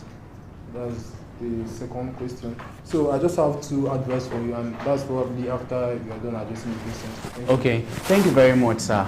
On the first question that you asked, you see, I would get to say that every local government and every state have its own peculiarity, my brother. I had mentioned one of the issues, or one of the things that I believe we would have to pick and capitalize on it, which I believe is one of the things that would get to give, that would project the internally generated revenue of the local government itself. Every local government chairman or every governor of a state, aside the subventions that you get to receive, you have to put yourself in a particular position to think outside the box. What is the major thing that gets to project your local government and project it in a different dimension? On the plateau, there is Bokos local government. It's one of the aspirants for Bokos that called me that I worked outside. Bokos is the highest producer of Irish potato on the Plateau State, and possibly by extension the country, because it gets to supply to every other state. Now he is the chairman, person contesting for the chairman of Bokos local government. Now, to shock you, Basa local government, which is my my local government, there is what we call, you grew up in Jos, you get to hear Miango Pepe. Miango Pepe. Miango is a particular chiefdom in Basa local government. When I was speaking with the Honorable Minister for Humanitarian Affairs, he's from Miango. I'm off the microphone. He is one of the persons that I said is a major joker on who becomes the chairman of Basa local government. The eyes of the youth in my local government are on him. They tell him, Honorable Minister, you are one with the diasporan mentality. And we have all these individuals contesting for the position of local government. And I'm pretty sure that the Honorable Minister wants to pitch himself to become the next governor of Plateau State in 2031. He's one that has spent about 17 years in the UK, well established, and has sponsored a lot of politicians, a lot of vibrant politicians with strong ideologies. I went into his office. I didn't just go to him politicking, but I went to his office presenting whatsoever it is on his table. And I told him, if I and you, because I didn't go to him, no, I went to have a discourse with him. And I told him, I said, sir, the eyes of Basa local government entirely is on you, because everyone feels and believes you are the joker to bring the chairman of your local government. Would you bring an individual who is old enough to be your mother? Would you bring an individual who is old enough to be your uncle? Or you would bring an individual that you would want to nurture, train, and put as a structure? Because you would bring someone that when people believe in him and he does the needful, of course he has created more capacity, influence, and relevance to himself. And when he says PIM, every other person is going to be here. I believe it was because of the strength and capacity that Sir Phillips have. That is why all of us are here. That was why I left where I am to come down here. That was why I had to do every of the things I need to do to be here. I don't care about any other thing that he's going to do, whether he does it or not, whether he foots my bill, whether he does anything. That is between me and him, and I don't care. But I am here because of what he had already invested in me, and because I have seen the quality in him. That is why I'm here. So I challenged the Honorable Minister. I told him, I see the future of our dear local government is in your hands. I told him, I said, my local government and yours, which is going to hinge on your question, bro. I told him that we are one of the highest producer of tomatoes. We are one of the highest producer of pepper. I told him that in the country. Do you know that in Faringada Tomato Jos, Faringada Market, that is the particular place that the trailers do come, they take tomatoes from Jos, fresh tomatoes and pepper, they take it to Lagos, Owerri, Imo, and whatsoever it is. And when they go there, then they now make it to become paste. And I told him, we can bring down the industrialization of all of these things. If we are the highest producer, why can't we have an industry that can be able to produce these things? Do we have to take these things? We're not taking them out of the country. It is within the country. What does it take for us to be able to have our industry of producing our tomato paste, pepper paste in Basa local government? That was one of the things that I challenged the minister. And it's one of the lucrative things that we have, that I have identified with your question, because you asked me. And it's one of the things, because I have to think outside the box. Not just the, we know security, we will build schools, we will do hospitals. It's the normal thing every blessed day that a lot of people do say and a lot of people do mention to a lot of people. So I keep saying, you're welcome, sir. You're welcome, sir. So I keep saying and I keep telling people, these are the things that we intend to do and we would want to put in the appropriate place for us to be able to say, oh, this is my local government. We cannot keep depending on the subventions that we are being given as a local government. But what do you get to your internally generated revenue? Today, Lagos, if we are to say that the federal government is to allow them do whatsoever it is that they will do, I believe Lagos, with the right leaders, will turn into a small London. With the right leaders. So if we have all that it takes, and of course, from my own chiefdom, Pengana chiefdom, we have one of the highest producer of grains, corn, millets, and what have you. How do you now get to bring all of these farmers? Empower them with the necessary things. You don't have to give them, say, oh, a free fertilizer, but of course they can bring a token. When you bring a token from the local government, you get to boost the farmer investment in the local government, and then their proceeds. You bring up some form of a grain store in that you encourage productivity for these farmers. Sorry to it looks like everything the government does is a trap. If you look at whatever we're having from the side of the government. So most people's ideology, you see, from when they started introducing fertilizers, farmers cannot be farming anymore because these things are too expensive. Because like recently, people in Yola said, how can I plant a bag of millet for 100,000 and I'm selling it for 17,000?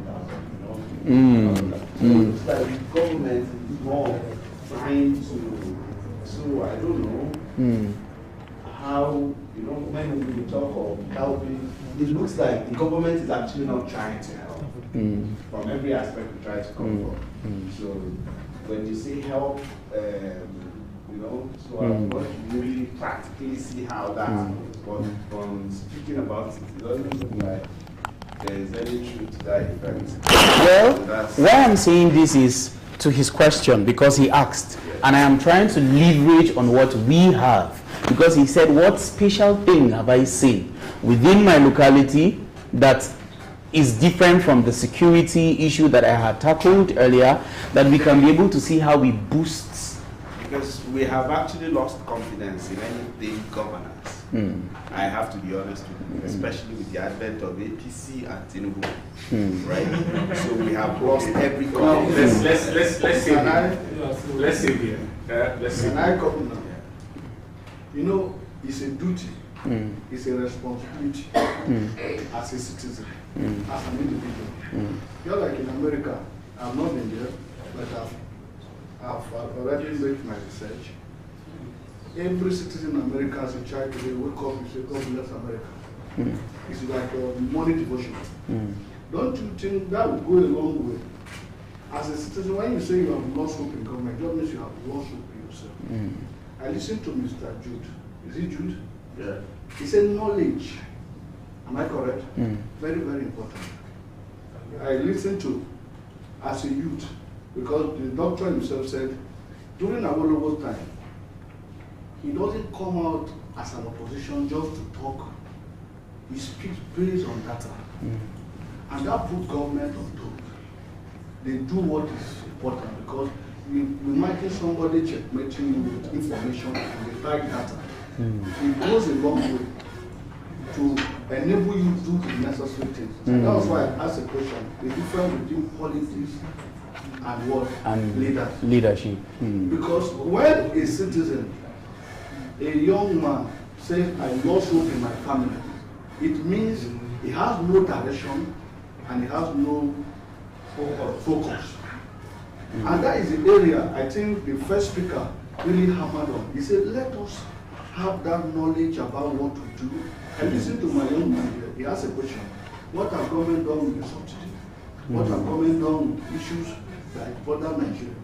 As an individual, there's what we call freedom of information, freedom of speech.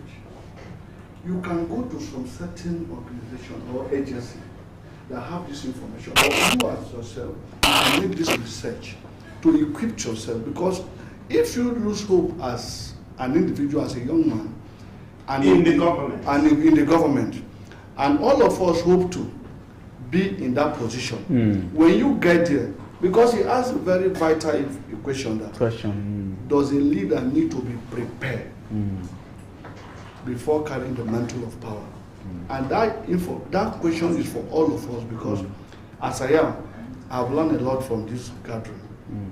Because you prepare yourself, like Yaya Bello, he was given that position when he was not prepared. And I believe if Yaya Bello had attended this kind of gathering before he became a governor, he could have been a better governor as a youth. And you see, a lot of us as young men, we don't have the knowledge about the country. All we know is that maybe when you give me what is wrong, and I'm able to propagate such information, it became part of me. And I want us to make more research, have more knowledge, that is the information about our country. Because if the question is very simple, if an individual lost confidence in his nation, in a country, it tells a lot. And it's also deepening the case of insecurity. It's also deepening the situation of poverty. If what I don't know, I cannot give.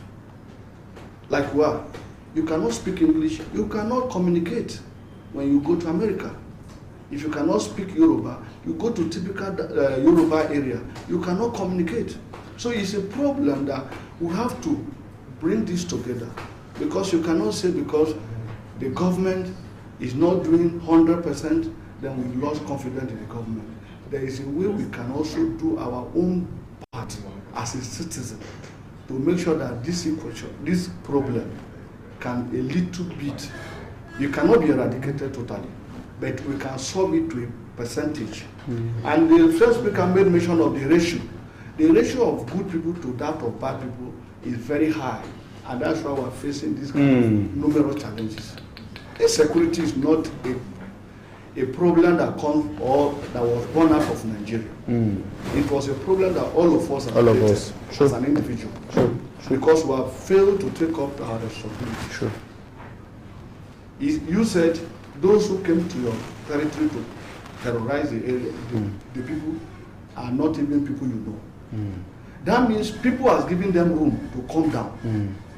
As we are now, if you ask somebody who is in Maraba, who doesn't have the information of this gathering, he cannot locate this place, except one of us pass the information. So, in the area of losing confidence in Nigeria, I believe it's a wrong expression. And it's a wrong notion. Not because in Nigeria. In the government, every government is a nation, and every nation are citizens. As well, Nigeria is a country. Government is of the people, by the people, and of the people. It's not reflective. Listen, you are a government.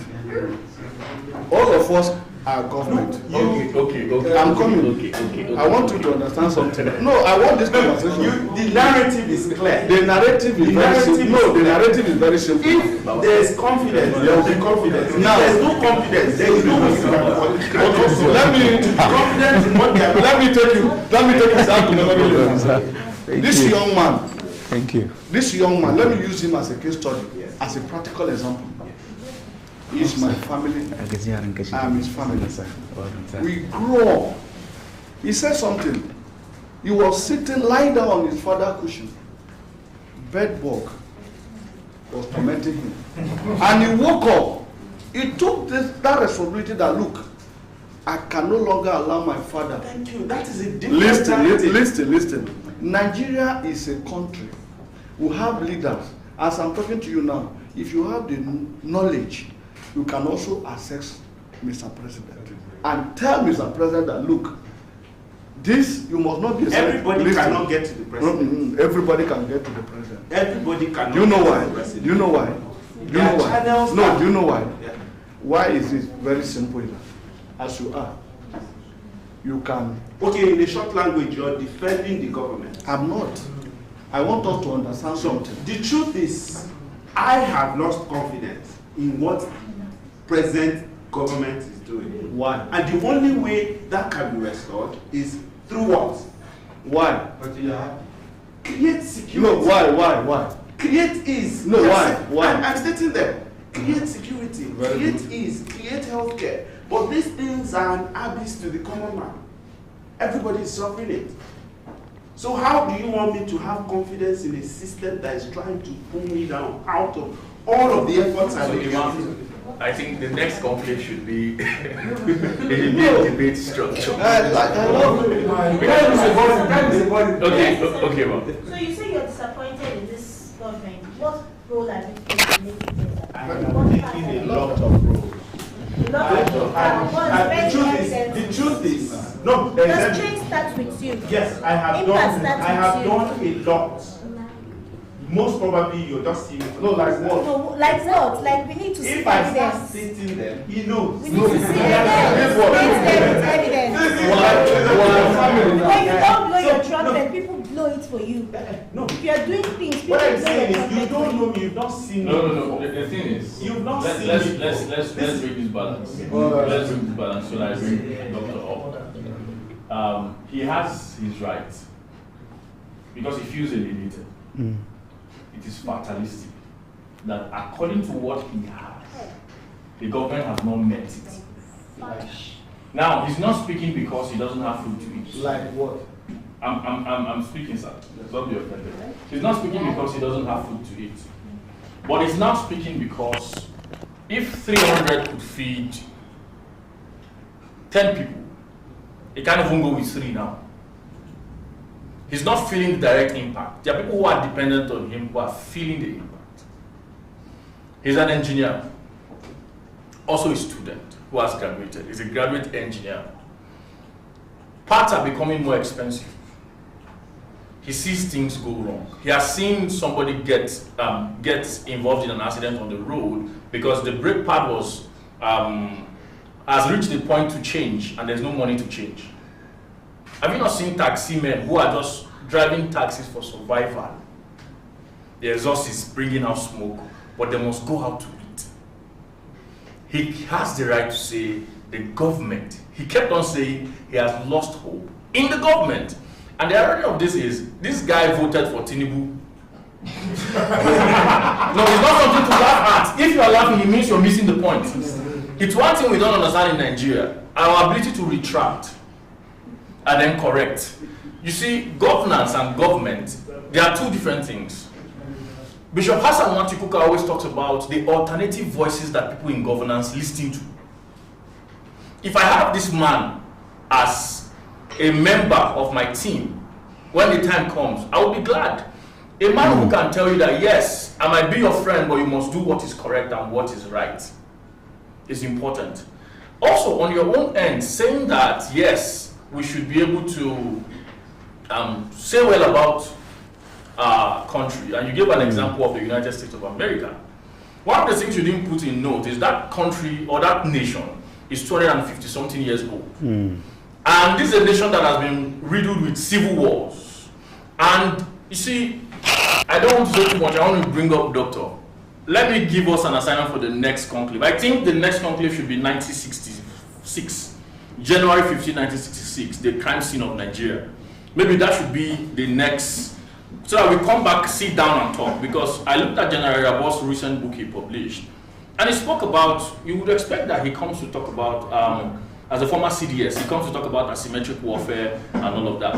He took it through a different perspective, intersecting human security, bringing it into realist warfare conversations, and then taking us back to the fact that our greatest problem is January 15, 1966, the crime scene of Nigeria. So how many of you, let me ask, are aware that General Abdul Salam Abubakar's book is going to be launched tomorrow? How many of you have seen General Gowon's book? How many of you have seen book written by Alexander Madiebo? Our problem as Nigerians is that we don't even know our nation or our country or our journey to where we are at. You know, the thing is, we are a state or a nation that causes real cause for concern, and everybody has his own way to react. For you, it might be that you want to be positive about things changing, which he, as probably from my own observation, he could be, is a realist. Then you guys are constructivists. He's seen that, guy, this is not correct. I voted for Tinubu, but no, I need to voice out. So please, when we come here, you know, the thrust of our community is, yes, let's have robust arguments like this. But the beauty of argument, let me quote Doctor. He said in our class, I think 2016, he said the beauty of social sciences is that it's a theater of debate. That's the beauty of scholarness or scholarship. And that is why we are here. So the Kashe community, this is robust argument. You know, listening to me and I listen to you, understand this person and understand it. It's a beautiful thing. Left for me, I would have left you guys to continue the cacophony of sounds. But because it is important that we go into the business of the day, I want to bring up the keynote speaker for today. We've had Mr. We've had Mr. Judah. We've had Honorable Joseph Alanza, who is contesting for local government chairmanship for Basa local government, a member of APC. And see, God has blessed you. I know I'm saying what I'm saying. Because wherever you see me tomorrow, Doctor would be the champion. He will be my Professor Siddiq. You know, if you know history, you would know who Professor Siddiq is, or Bala Usman. So, I remember my first day as a Jambito in Ebi Zaria. I approached his door, it was like heaven for us, you know. And then he looked at my script. He said, why is your name so disorganized? I was trying to give an excuse. He said, no, go to that court, go on affidavit, arrange your name in the way you want it to be. That was my first lecture on order. So if you're here and you're saying I'm ordered, I like structure, he was the first person who gave me that lesson. He didn't look at the distance, he didn't look at my face. And I must say that in hindsight, I would have not loved him the way I love and respect him today if he had allowed me. But when I look back at that event, he didn't look at my face. Right must be done irrespective of how you feel. And that is the reason why I can say today that there are many things that makes a man. The people who speak to your life, the people who guide you. The second thing he did that. I came back because those days I was schooling and hustling. So I came back, I was sick, I didn't write a test. He said, okay. He gave me a question. And he said, go to the library. Anywhere you want to do, go and write a test. You have 30 minutes, bring it back. You know that when somebody gives you a test and says, go anywhere else and write, it's not quick question. I'm saying this is someone who is thought processes. He's a man of conviction. From my days as a U14 student in 2014 until today, he has stood for one principle, integrity. He's someone who has also stood for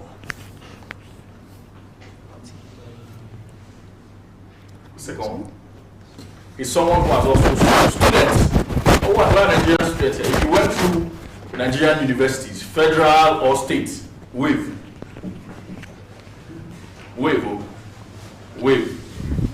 So, okay. So, you can bring it down. I recall when we were doing research for setting up our pharmacy in Zaria, he was, every time I called him, he gave listening ears. We went to him, he told us what he observed, gave his word. It formed one of the fulcrum of why we were setting up that pharmacy. And he's someone who in the midst of crisis, I saw his text very bold. He said, "Don't worry, we are solidly behind you." I remember that day. It was the 11th of November 2021. There was a hiatus in our conversation, and when we reconnected, I said, "Good afternoon, doctor." Introduced myself. He said, "Ako, how are you? It's good to hear from you." And since then, in my PhD journey, he's my mentor. We don't talk often because I also know that he's a man of few words. But his quietness says a lot. I remember recently I began speaking to the government through the papers, and he read one of them and he said, "Correct." That comment was enough motivation for me to go better and go more. And now, putting up the next one, I'm being very careful because I know the ilk he's made of. He's a man of the positivist school of thought, a grounded scholar. He's one who has studied under the best of the best. If you hear of people like Professor Dejo, this is one of his prodigies. If you hear of these disciplined men in the Faculty of Social Sciences in Nigeria today, he has eaten from them. Very recently, I returned from the United Kingdom. I don't know what he went to do there, but I knew that when he came back, there was an elevation. But before he comes up, we intend to give him an award. And that award is because he has stood fighting for students, fighting for the fact that the quality of public education in Nigerian universities must be held and must not be attacked by the proliferation of licenses. He is one man who is happy to go hungry because ASU is on strike. And their conversations is not because of one salary increase, it's that the quality of education will be maintained. To give him this award, I would like to welcome Mr. Ayegba Nathaniel and then also Mr. Nathaniel Ako to jointly give him this award. It's our little way of saying, "Thank you, sir.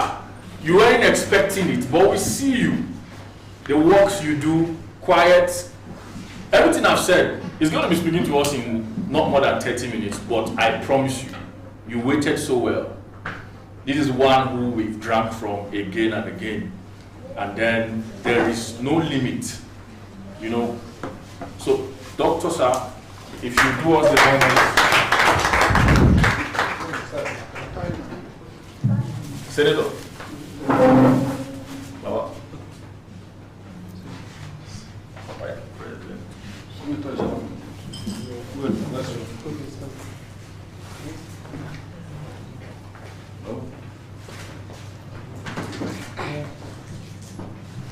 Okay.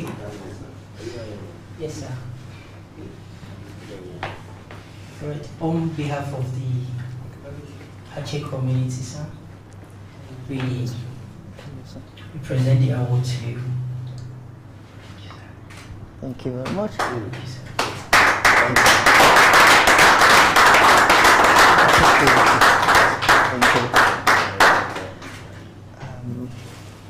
I'm so delighted. I don't even know what to say. Thank you very much for finding me worthy of this award. I really appreciate it. Thank you. So let's take it. Let's take it. Sure. Dr. Abu.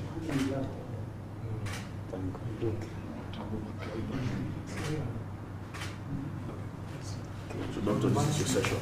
Thank you very much. And then I love my computer.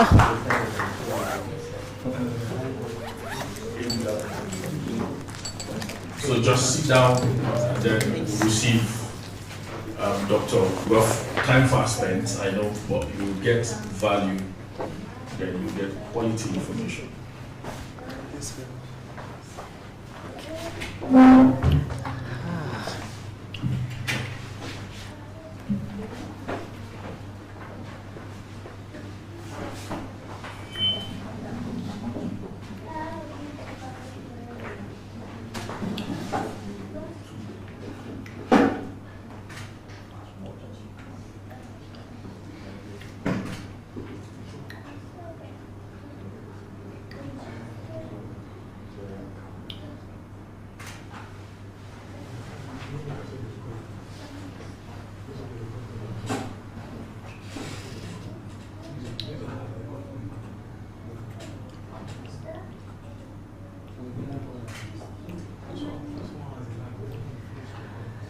All right. I don't know. Is it afternoon, evening?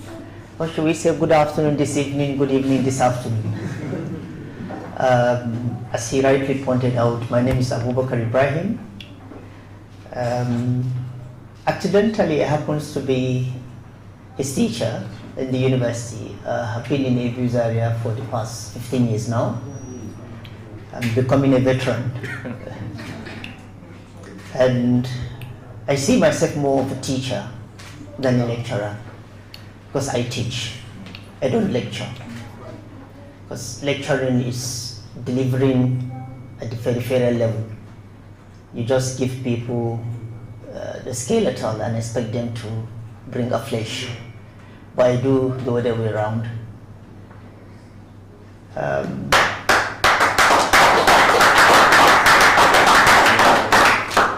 I have two apologies. One is I ought to have been here yesterday, but unfortunately I was bereaved. I lost a grandfather yesterday, so I had to travel to Kano. But because I already committed myself to be here, I felt it's necessary to leave the village yesterday, sleep in Zaria, and start coming to Abuja today. The second apology is my appearance. I appeared a bit casual. I actually have more of a corporate dressing, but because I was just coming directly to this place, that's why I appeared here. So please consider my apologies. Now, I was asked to end the crippling of the main beneficiaries of democracy in Nigeria. I spoke with him, a bit tweak the topic.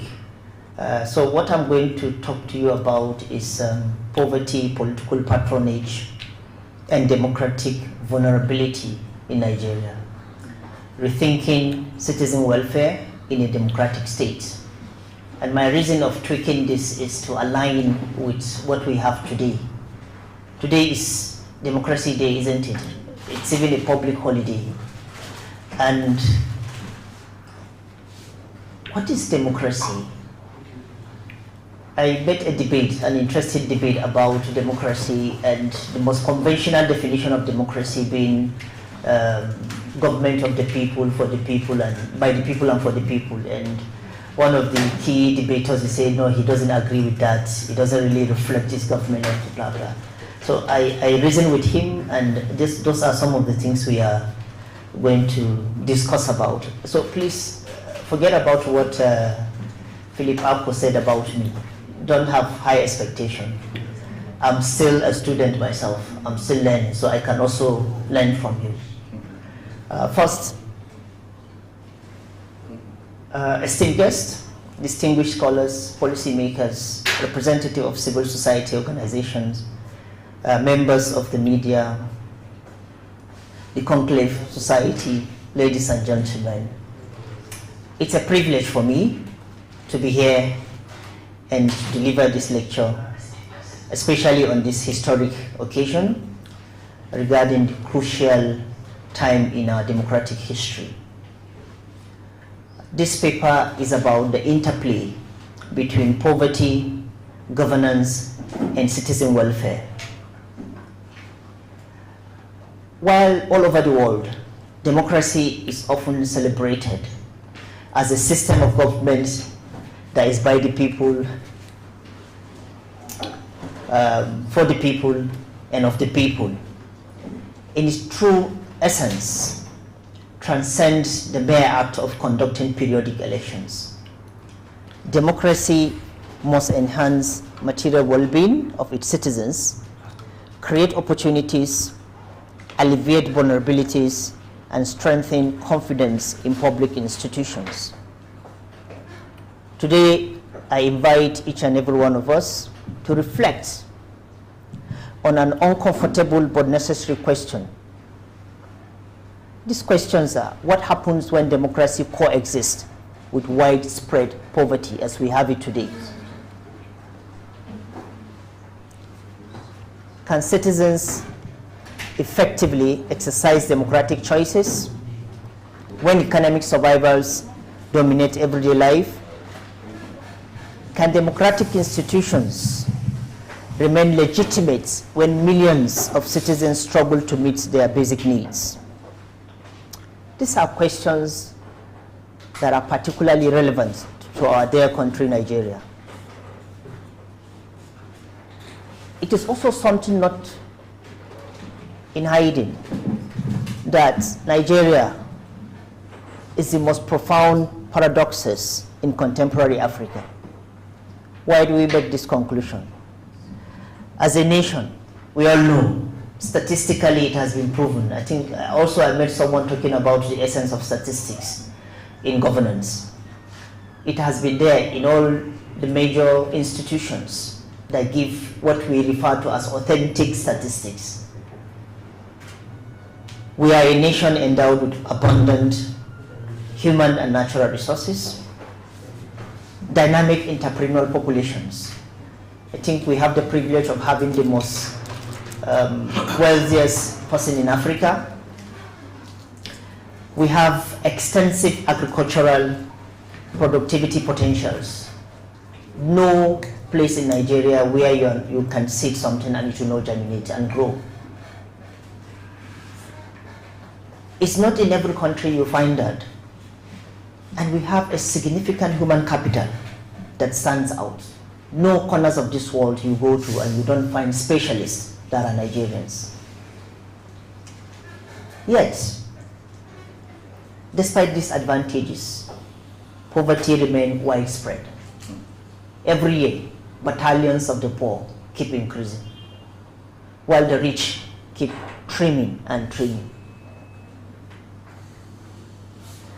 Ladies and gentlemen, let's take a moment and ponder the insightful words of some Nigerians, most notable historical figures in our history. They often speak incredible resources and potential our country possesses, juxtaposed with every struggle faced by countless Nigerians. This is a powerful reminder of our journey, the journey we have been on, and the path that lies ahead. For instance, in 2019, during a public gathering, Obonaya Onu speaks, and he have this quotation: Nigeria is too rich for Nigerians to be poor. In 2017 also, the then Vice President of this country, Yemi Osinbajo, was quoted to have said, Nigeria is not poor because it has no resources. It is poor because a lot of its resources are stolen or mismanaged. The former Minister of Information in Obasanjo's regime, Jerry Gana, was also quoted to have said, we are so rich, yet so poor. The former president himself, Olusegun Obasanjo, was quoted to have said, Nigeria is not poor because it has no resources. It is poor because a lot of its resources are stolen or mismanaged. Now, why did I bring these famous figures? It also adds to the debate I met some of the participants making. Are they the only Nigerians concerned about Nigeria being endowed with resources, yet many Nigerians are poor? No. Are they not entrusted with public offices that they themselves can change the narrative?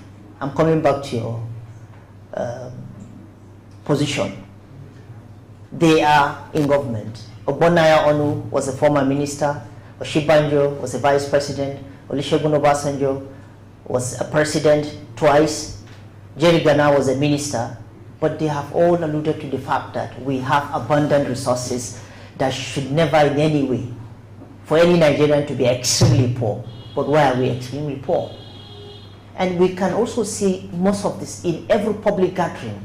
You find politicians who make such comments in order to attract the attention of Nigerians. But the question we ask is, don't you have the opportunity to change the narrative? Statistically, look at it. Every government that passes by, there was never a government that passes by and the population of the poor in Nigeria decreases. It keeps increasing. But what we should pay attention to, what was the value of those people in governance before they assumed their office? What is their worth after leaving office? That tells you whether Nigeria is rich or it's poor. It's rich for those who are rich. It's poor for those who are poor. Now look at the NBC statistics. Approximately 133 million Nigerians, represent 63% of the population, are classified as multidimensionally poor. Multidimensionally. You know, poverty have different dimensions.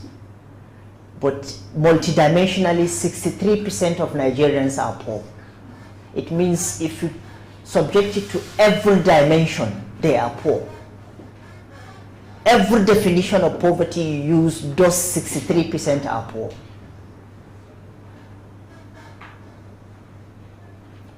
This indicates that millions of Nigerians face multiple deprivation across health, education, living standard, sanitation, housing, and access to essential services.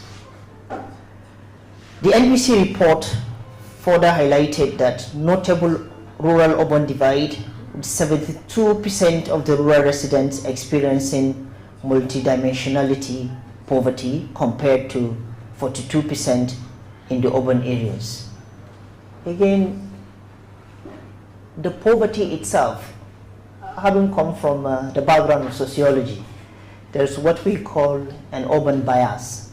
It's a theory that we try to explain why certain people in the urban areas are more developed, benefit more from government interventions and other policies and programs compared to people in the rural areas. And the simple logic is, if you situate those programs, those policies, those interventions in the urban areas, people can easily see it. Donors can easily see. It's a common thing, especially in our dear country. If you go to capitals of the states, for example, the state where I'm coming from, Kano State, when you go to Kano State, you believe the government or the governors are working. Flyovers, they deface and beautify the city. Every government that comes wants to do that. But go to the rural areas and see. The only thing they are left with, rural areas in Nigeria that have traversed, is churches and mosques. Go to rural areas, they are only left with God, not government programs. They are living in endemic poverty. We recently were having a program on irrigation across 10 northern states in Nigeria. And we were traveling through Adamawa State.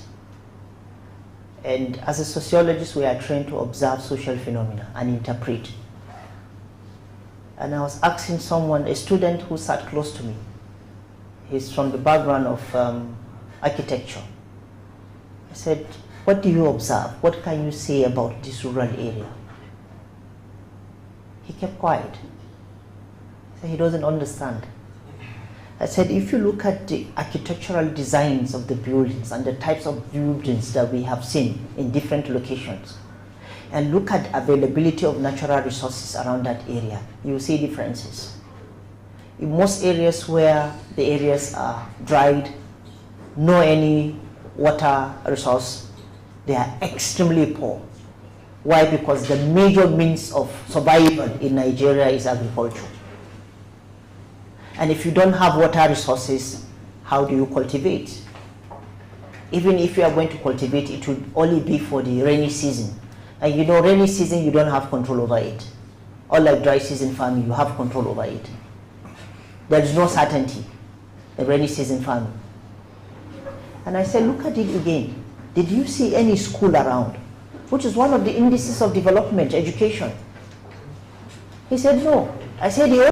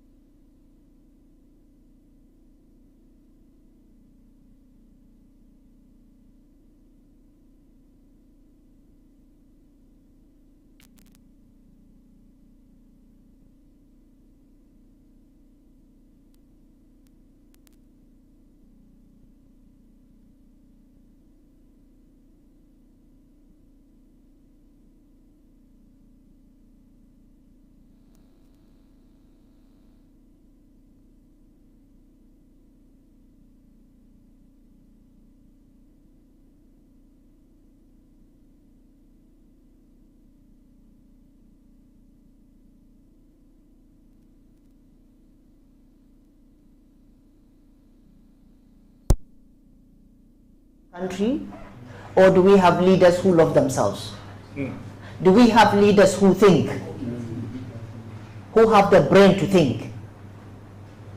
Or do we have leaders who don't have even a brain, not to even talk of thinking? Do we have leaders who think of the majority against individualism? Or do we have leaders who feel, if I have, I'm safe, any other person can go to hell? And do we have leaders who think, who are not myopic in their thinking, who thinks about how am I going to develop my society, my community? The Uber driver who brought me here, I was having a conversation with him. He's from Gombe State. And I told him 2 weeks ago I was in Gombe, and I was so impressed with the road networks in Gombe State, irrespective of the locality. It's not even an essence of whether this is the elitist area, this is rural. No, you have good roads in every locality in Gombe State. And I say, I'm so elated, I'm so happy to see that. He was like, no, because the governors have already set standard. And whoever comes want to develop and go beyond what is already on ground. Development. What area, what focus do I have? What do we have in education? For example, it pains me a lot to see how in Nigeria we still maintain colonial structures in our public schools. Yes. They still reflect prisons. You go to private schools, the governors have private schools. They build it in terms of modern architecture. But the public schools are there looking like prison cells for students. Some don't even have a single desk for ages. And these governors still pass through those areas and they can see it, but they don't care. These are governors. I was together with one of my senior colleagues in the university in London. We used the underground train and we reached St. James's Park station, underground station. And I showed him an emblem. This was constructed 1882. 1882, and he jokingly said, oh, I think the major means of transportation then was still donkey in Africa. 18 something, they already have an underground too. And the question we ask is, most of them spend their holidays in those European societies. Why can't you emulate that and bring it here? Why is it the only time we want to emulate the West is when we have policies, draconian policies, dehumanizing policies that are going to push us down deep into poverty? And we will ask to be patient. You have to be patient. You know, policies have time to mature. There are no policies that don't have safety nets. There is always a safety net. I was arguing with someone who said, oh, subsidy have to go completely. I said, it's because you are ignorant of economic policies. It's not a gospel truth. It's not what the Bible said or the Quran. These are perspectives. There are two ways of making eba. Is either you pour the gari inside the water or you pour the water inside the gari. You still make eba. These are some of the theories we teach development students. There is what we call modernization theory. And this modernization theory was developed during the Second World War. And it coincided with a period when a lot of colonies are now clamoring for independence. And therefore, to keep them in perpetual economic, political, and social and cultural exploitation, there is a need for us to design a development theory that will make sure they still followed our path of development. And that is what modernization scholars did. For you to develop, you have to follow these paths that we have followed. And we are there. The stage where you are in your development is a stage where we were some 100, 500 years ago. So you have to follow what we do. And basically that is what some of our leaders are doing. Copy and paste policies. Whatever works in the United States must also work for us. And it's never done that way. We don't have the same historical antecedents. We are not the same. And there are other societies who have attained development following their own path, not necessarily following the path of the Western European nations. China is a very good model. They have never followed the path of the United States. There are some similarities, but they carve their own way of development. And it's because I met some of you discussing about history, because we don't know our own history. A lot of Nigerians don't know our own history. I don't know whether by providence or by the stupidity of our leadership with their copy and paste policies. History at a point in time was removed from the curriculum of education in Nigeria. And why? For you to know where you are, you have to know where you are coming from. Where you are coming from will explain to you where you are today, and also will tell you where you are going.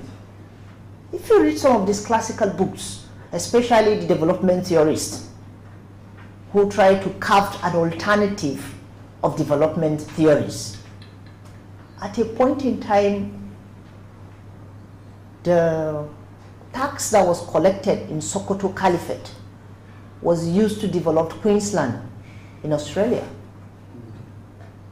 Compare the development of Sokoto, which is one of the poorest states, backward state in Nigeria, with Queensland in Australia. And what the argument of these scholars is, our development was truncated through colonialism. And after colonialism, we have the evil of all, globalization. Globalization.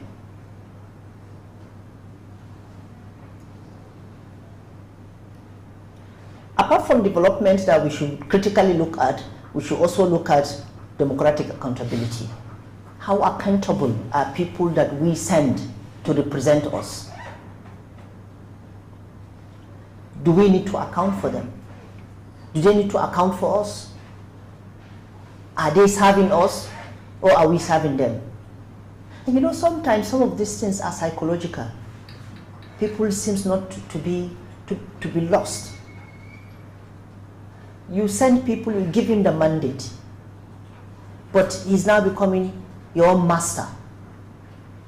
A slave that you send. We said public servant, isn't it? Yeah. Servant means a slave. He's serving you. He's a public servant. He was there because of your vote. But now he's becoming so powerful. Because we refuse to understand the power we have as people. We refuse to understand, we refuse to take ownership of governance. That's why I pick interest in your conversation. When you are saying you lost interest in government, you lose confidence in these people. The more we give that agential power to them, the more they ride over us. Because we have already given it to them. We didn't say democracy is ours. President cannot vote himself alone to the office. It's the people as a collectivity, as an entity, that are more powerful. If today we can look inward and know how much power we possess as voters, as electorates, as Nigerians, as citizens, politicians will never play with our psyche. But they understand how we think, how myopic we think. They understand the divisive forces among us. Ethnicity, religion. Those are the two things. The first thing we mentioned, what is his name? Someone was giving a story last 3 months ago. We at Arewa House in Kaduna for 63 years anniversary of Saddam's death. and someone was giving an account. Is even his blood sister, Prof. Asmao. She's a historian in Bayero University, Kano. She's bloodly related to Sardauna. She was giving an account that one day he was at Leventis supermarket in Kaduna. It was famous for those who know then. And he was shopping with his driver. Suddenly he saw some student window shopping and he called them. Why are you here? Why are you not in school? He said, no, it's break. They are just window shopping. He said, okay, each and every one of you should pick one thing and I'll pay for it. And the driver asked one of them, what is your name? He shouted at him. He said, don't you ever ask him his name. The moment you mention his name, you begin to bless him. He's from here. He's a Muslim. He's a Christian. He's Igbo, he's Yoruba, he's Hausa, he's Birom, he's Kukuruku, he's whatever it is. And that is what we do today. That is the country we have today. I came back to this country after my PhD, and a lot of people think I'm mad. People are looking for the opportunity to travel out, and you come back. Even my colleagues in the university. Someone stopped me. Why did you come back? I said, because I want to. If I were you, I'm not coming back. Say, you can't think for me. I should think for myself. And we are not the same. We are not the same. Wherever you go, you stayed in the UK 300-400 years. Your great-grand will still be referred as children of the immigrants. Yes. And they will be discriminated against. I told my friends, I spent more than 30 years in Nigeria. I did not die of poverty. It's now that I'm above 40. Sorry, I'm revealing my age. I know I don't look it. I'm above 40. I'm now scared of living in my country? No. I live there. I contribute to the development of United Kingdom. Whatever I earned, I paid 20 or 40% of it to the government. I'd rather live here and die among my people and be buried in peace. And going back to your discussion, are we going to remain like that? Because my fear and my worries is the people who live the shores of this country are not illiterate. They are not elderly people or old people. No, they are energetic and intelligent Nigerians who can stay here and push and bring the desired change we want to see. They are the ones living. The vulnerable ones are still here. The politicians are still here. They don't leave. No.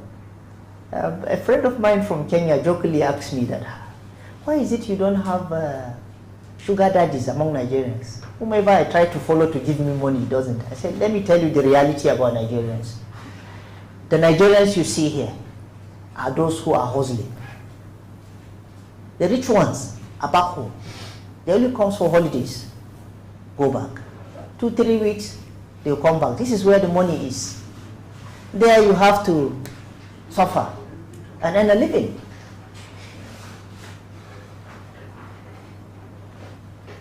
Now, why do we emphasize about poverty? There's this saying in Hausa that said is the oldest person on earth that refused to die. Poverty. He lives with your parent, great-grand, he's still there, he refused to die.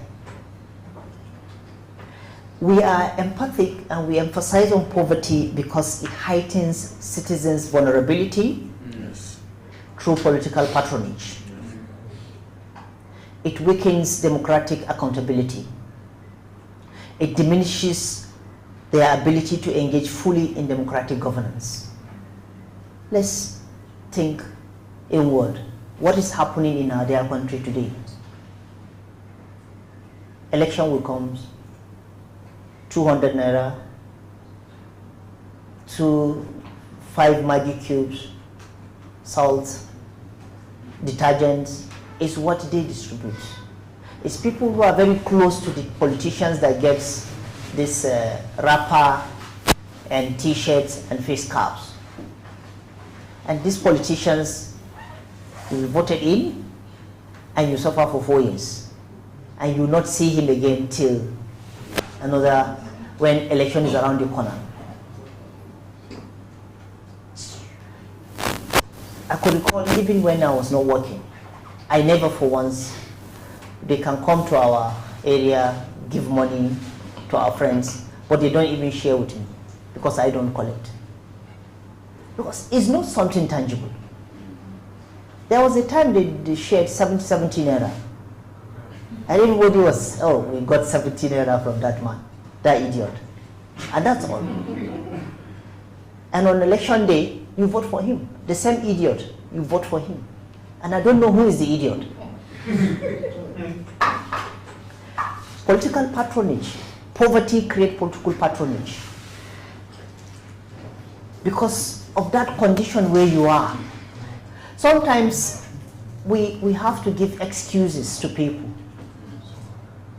Because even though as an academic I'm a bit careful of making sweeping statements and unempirical, unverifiable statements, but I'm forced to think that this is deliberately created poverty. I don't have the statistics. Don't quote me anywhere. It's my thinking, it's my opinion. I might be wrong, I might be right. It's deliberately created. You're right. Because if people are empowered, the reason why you and I cannot be manipulated is because relatively we are educated. We have something we relied on. Some of us that are government workers earn salary every month. At least, even though the salary cannot, say, take home cannot take you home anymore. But at least you have something, you are expecting something. Think of somebody who lives from hand to mouth. Somebody who have to go to the farm or who have to go to the park, hustle, get what the family will eat that day. And he doesn't know about tomorrow. Tomorrow will have to take care of itself again. Then think of how that person will think. Again, add this variable to it. He's not educated. He has no any form of education. He doesn't have any form of exposure. He doesn't have any form of experience in life. Think of his worldview. What did he think about the world? How can he hold his representatives accountable? How can he say, okay, you promised this and this for us, and now it's 1 year, 2 years, 3 years into your tenure, we haven't seen anything. How can he ask them? Does he have the power? Politicians can easily shut him down. Shut up. I've given you so amount of money. I have sent a sack of rice to your house. Or I have given you 3 pieces of spaghetti. And they can't talk. When your wife gave birth, you came here, I gave you money to buy ram. Or for naming ceremony. That is your constituency project. Yes, that is the constituency project. How can you hold him accountable? You can't. And the politicians know this. That is why I believe, as I've said, it's my opinion, that the poverty is created. Is a deliberate creation of our so-called political elites in order to keep us in check. And now what usually happens in the far north is they relied on the fact that the women folk are more poor than the men. It's empirically proven. Women are more poor than the men because men have access to resources more than the women. A woman, you can give her 500 naira and she'll vote for you. And I will give you this assignment. Check the next election, check and see how many, the distribution of people who vote in terms of gender. And you see the difference. Women vote more than men. And they know the statistics. They have the statistics and they know the bulk of people that we should focus on. And they have female agents that goes from one house to another. You have to show your vote, we have to know whom we are voting for, then we give you 2,000 naira, 1,000 naira. And this is a woman that will spend 3-4 weeks without 1,000 naira. One day you got 1,000, why can't you vote for the person? And most of the times they don't even know them. They don't campaign for them. The campaign is that money.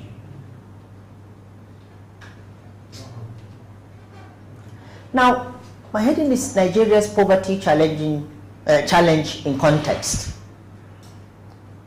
And for us to fully understand the democratic implications of poverty in our dear country, it is crucial for us to first recognize its magnitude. In 2022, Nigeria Multidimensional Poverty Index provides one of the most comprehensive assessments of poverty ever conducted in the country. Unlike traditional income-based measures, multidimensional poverty framework evaluates deprivation across various dimensions, including education, healthcare, housing quality, access to clean water, sanitation, energy, and security. Again, coming back to one of the variables we are discussing. And the findings are alarming. I think statistically we still have the highest number of out-of-school children. I think in the world, I think we are competing with Afghanistan. For Afghanistan, it's understandable. Yes. They just emerging from a long period of war. But for us, we don't know. Is lack of political foresight? Is it lack of political will? Is it what El-Rufai said? Politicians think about next election, not next generation. Whatever they do, they are thinking of next election, irrespective of implication of that policy on the next generation. They don't care. It's about next election. Is that why we are having this? The education is not there. Check the curriculum. We're still doing one A for apple. 21st century, for God's sake. And look at our education sector. Politicians have bastardized virtually everything. With due respect, Honorable, I'm an academic. We say the fact the way it is. You find someone sending, I think something happened somewhere in Kaduna State.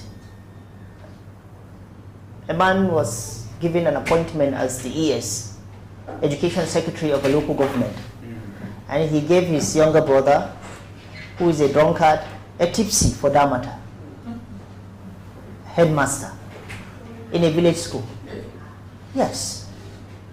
Suddenly, lo and behold, there was a delegation of, when El-Rufai assumed office, he sent delegates to various schools to check, to assess the state of basic education in Kaduna State.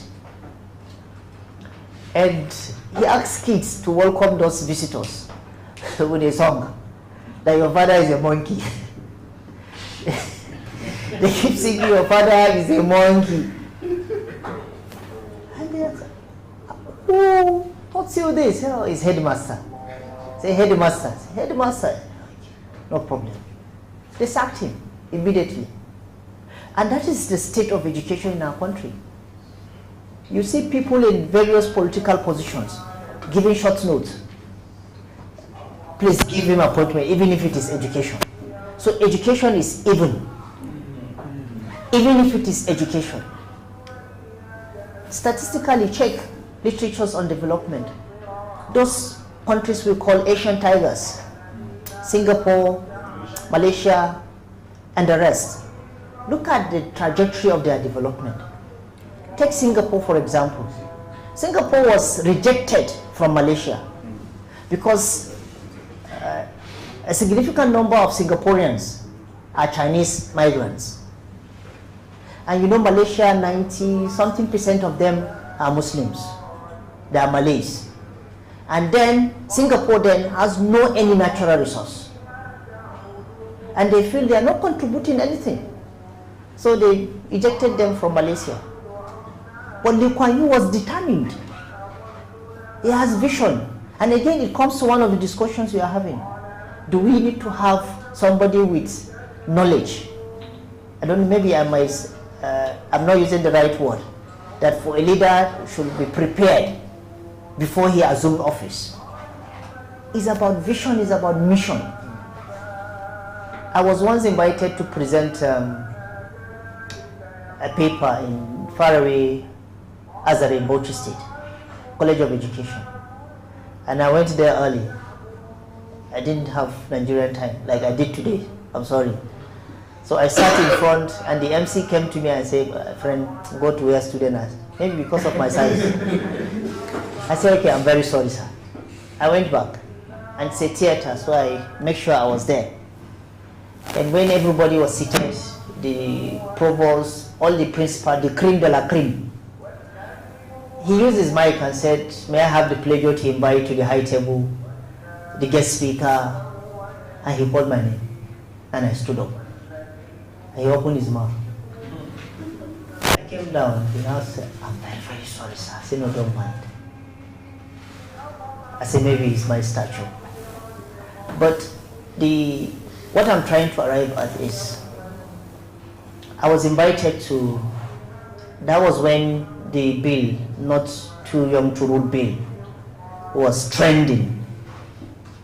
And I know there was political motive behind the Not Too Young to Rule bill. It was sponsored by the then Senate President, Bukola Saraki. It has a motive. And maybe because they think I'm young, I'm going to support the bill. But I'm not a politician. I'm an academic. I use facts. And I gave them the list of Nigerians presidents. Most of them assumed that office when they were virtually young. What did they do? So to me, I told them, being young or old shouldn't be the main criteria. But being young is an advantage. But you need somebody who have the brain, who have the mind. I even gave them an example. I say with due respect and with no apology to anybody. Take Yahya Bello, for example. At a point in time, he was the youngest among all the governors. But what has he done to justify that we need young people to be in position of authority? But if you have the mission and vision and you are young, it's an added advantage because you have the energy. You can keep up. That is why I respect, despite ideologically we don't conquer so. One of the major things that he has as a governor was the ability to monitor and evaluate. And that is one of the things that kill politicians, especially office holders. If you are in position of authority and you don't monitor what people are doing, they will mess up with you. Yes. But he do monitors and supervise.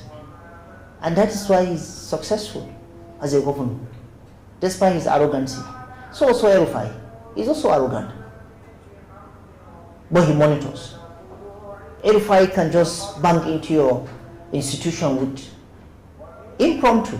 He will just be passing somewhere and say, stop, let's check what is happening there. You keep people at their feet. It coincided with the period when I was doing my data collection during my master's degree. I was shocked to go to a local government. We all come from local government. We know what happens in local government. The only time you see people in local government is when subvention is around. So we share it. When you go to local government during El-Rufai's tenure, 5 o'clock you still meet people around. Because they say, if you leave, this man can easily come. And there will be trouble. You go to hospital, you see people at their station. Because anything can happen. And they know him. You don't mess up with him.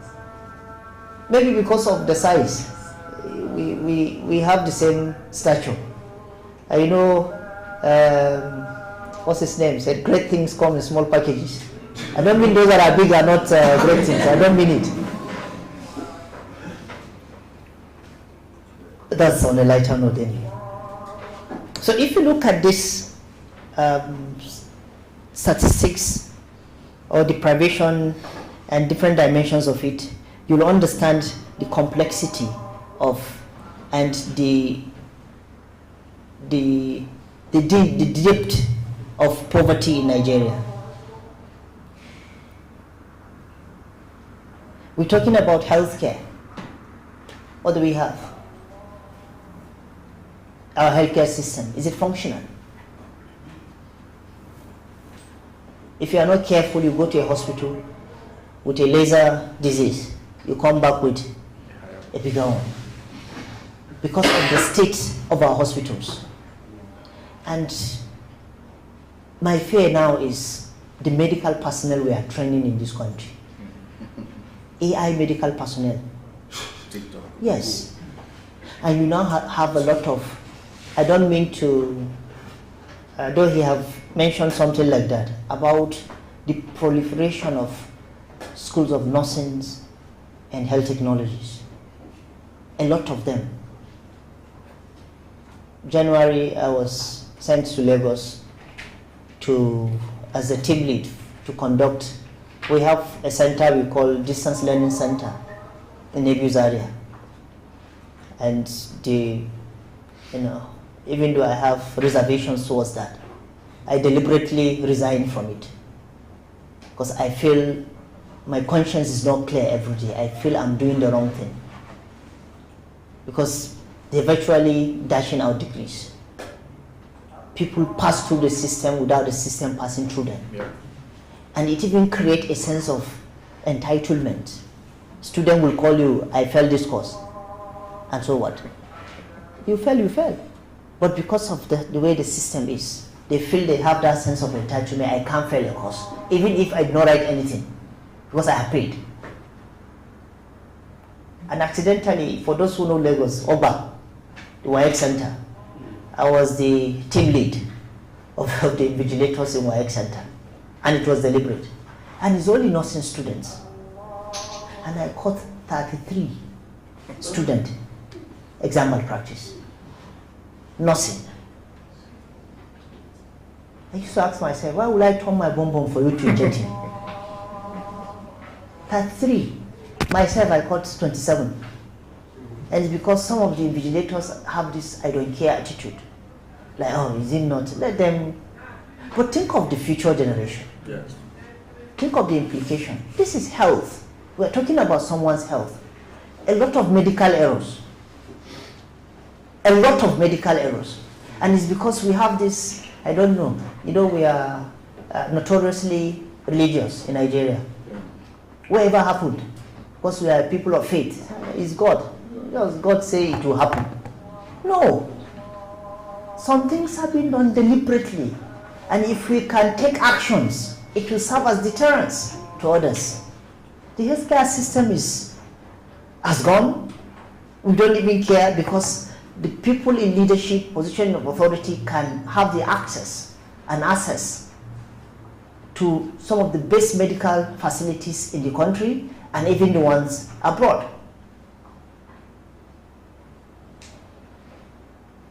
Talk about clean water, sanitation, energy.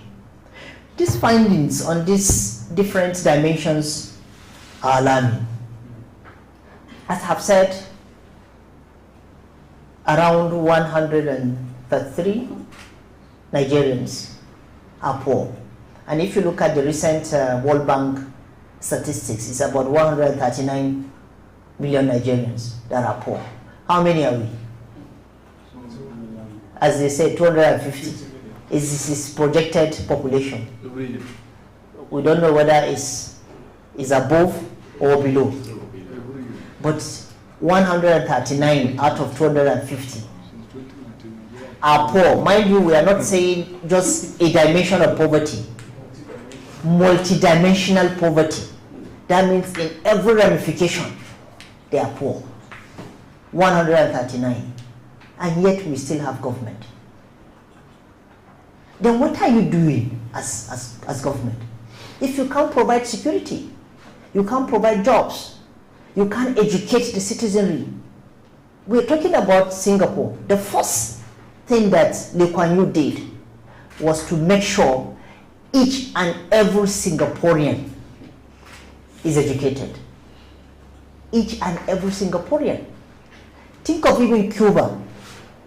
Before Fidel Castro, statistically, out of every 10 girls on the street, 9 are prostitutes. And he thinks we need to change this narrative because he has mission and has vision for his country. He has the country at heart. After a while, out of every 10 girls on the street, 9 are medical doctors. We're not talking about Juju or Babalao. Medical doctors. 9 years of rigorous training. That is why today Cuba can export its medical doctors to other countries.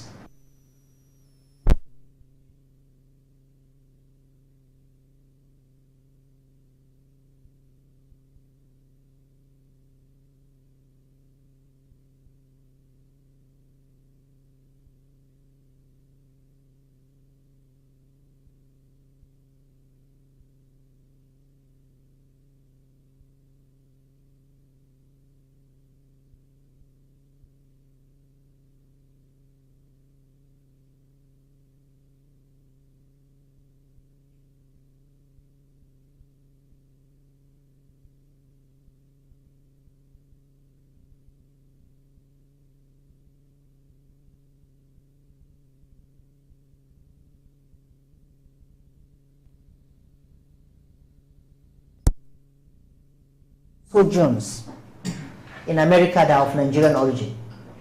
We are not talking about ordinary doctors. Surgeons. If those surgeons are here, think of the value they will add to our healthcare system. Think of the value. We are now left with AI doctors. You come to a hospital, you are telling doctor what's wrong with you, he's not even looking at your face. It's just, yes, all right, go to the pharmacy. I know when we are growing up, you have physical examination. The doctor will check everything, your temperature, but this one they don't. They don't even look at your face. They're just typing, asking AI. He says so, what should I prescribe?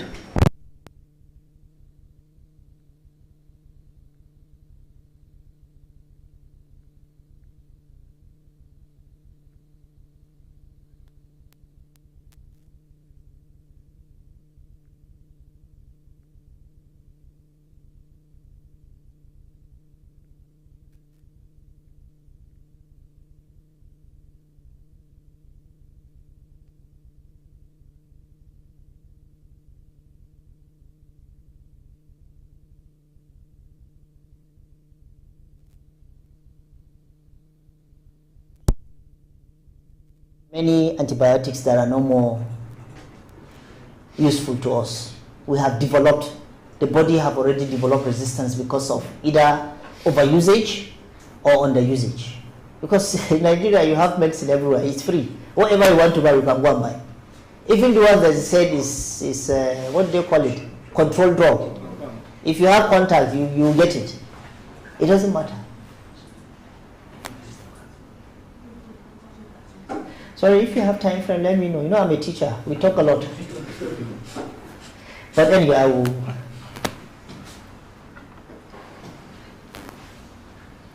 Now, what we are saying is the situation is particularly there, especially in rural communities, where the burden of poverty weighs even heavier. This insight revealed that poverty in Nigeria is not just about lack of income. It fundamentally affects people's capabilities. It affects opportunities and overall quality of life.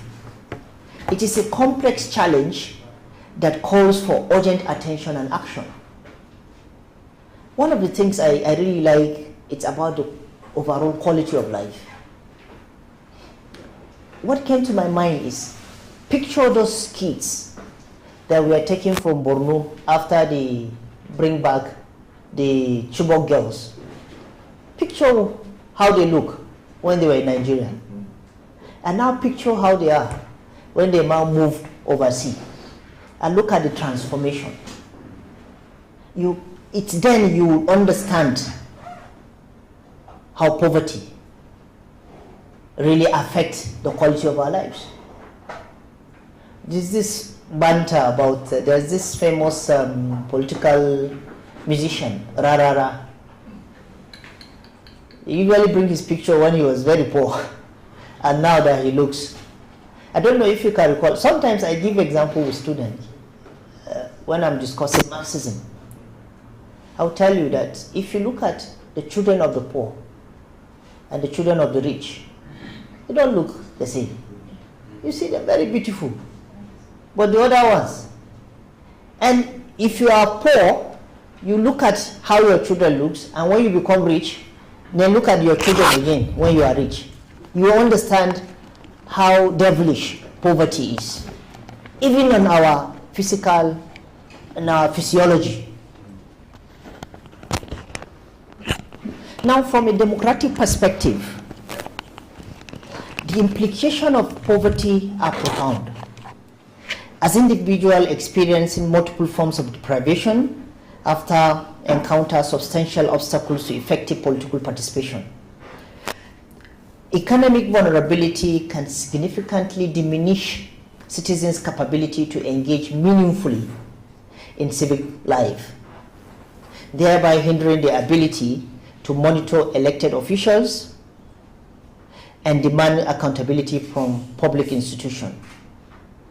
This erosion of participatory avenue not only affects individual agency, but also transcends the overall health of democratic governance. Because democracy, as we call it, today is Democracy Day. Democracy is the ability of people to vote for people whom they have confidence in. But is that what our democracy is?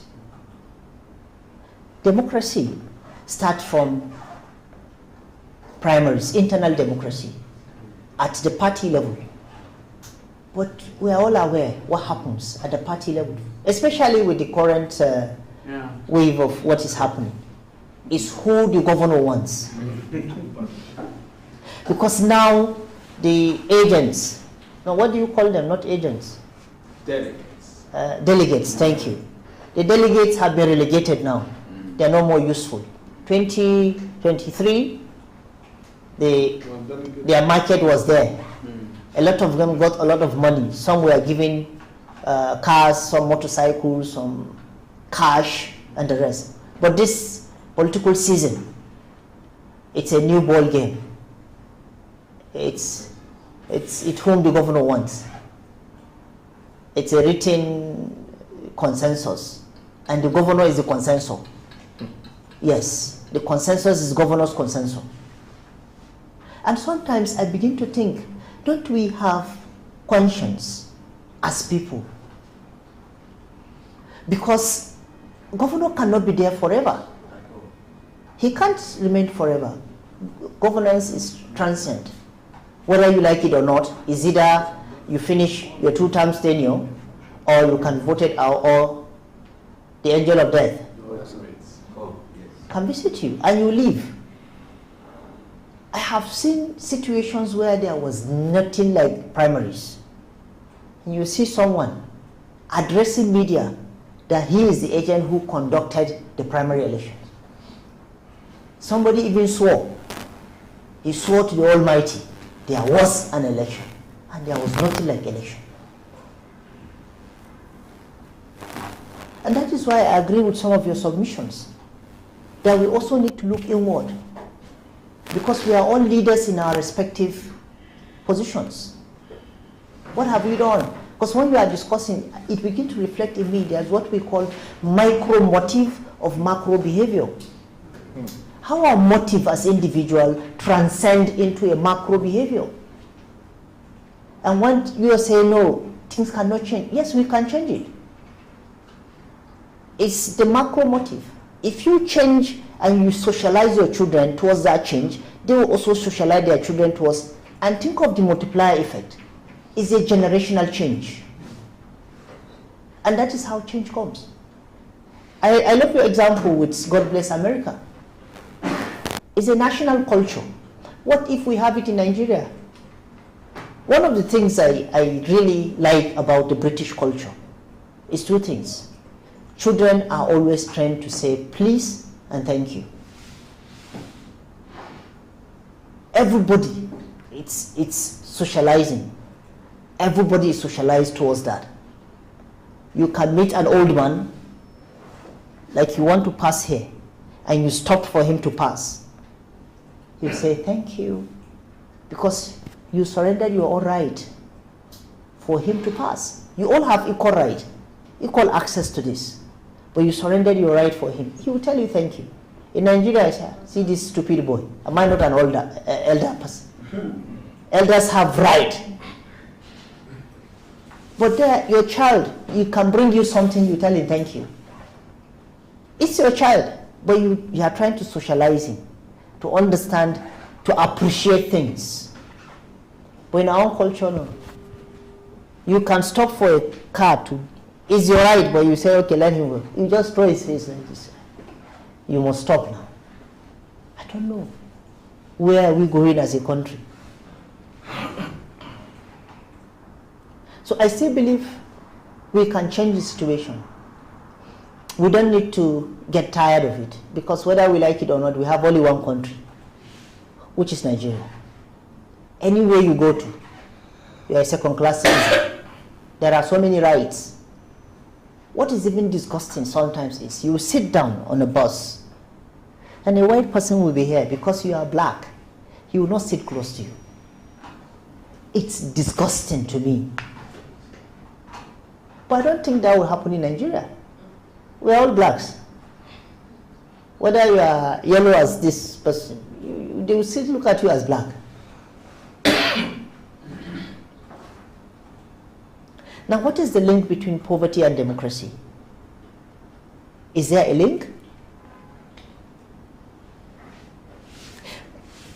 There is, because this link has already been established in different literature. Democracy lies on the premise that citizens can freely assess competing political options and make informed electoral decisions. However, extreme economic hardship can significantly impact the environment in which these decisions are made. When individuals are focused on securing basic necessities, such as food, shelter, healthcare, education, immediate survival often takes precedence over long-term political interventions. And that was what I was discussing earlier. People don't have anything to eat at home, and a politician comes with a pack of spaghetti. At that material point in time, that person will hardly think of the next 4 years, what will happen. Because he's only thinking of what will happen tomorrow. Inasmuch as people, I'm not giving or holding sway for them, because to me it's actually an irrational decision. Because within 2, 3, 4 days, that pack will finish, and you will face the consequences of your actions or inactions. But what we are saying is, this is created in order for people to think in that direction.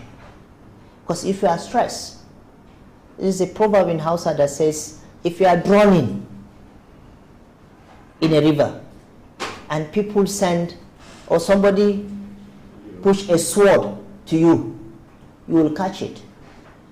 Because at that time, you're only thinking of survival.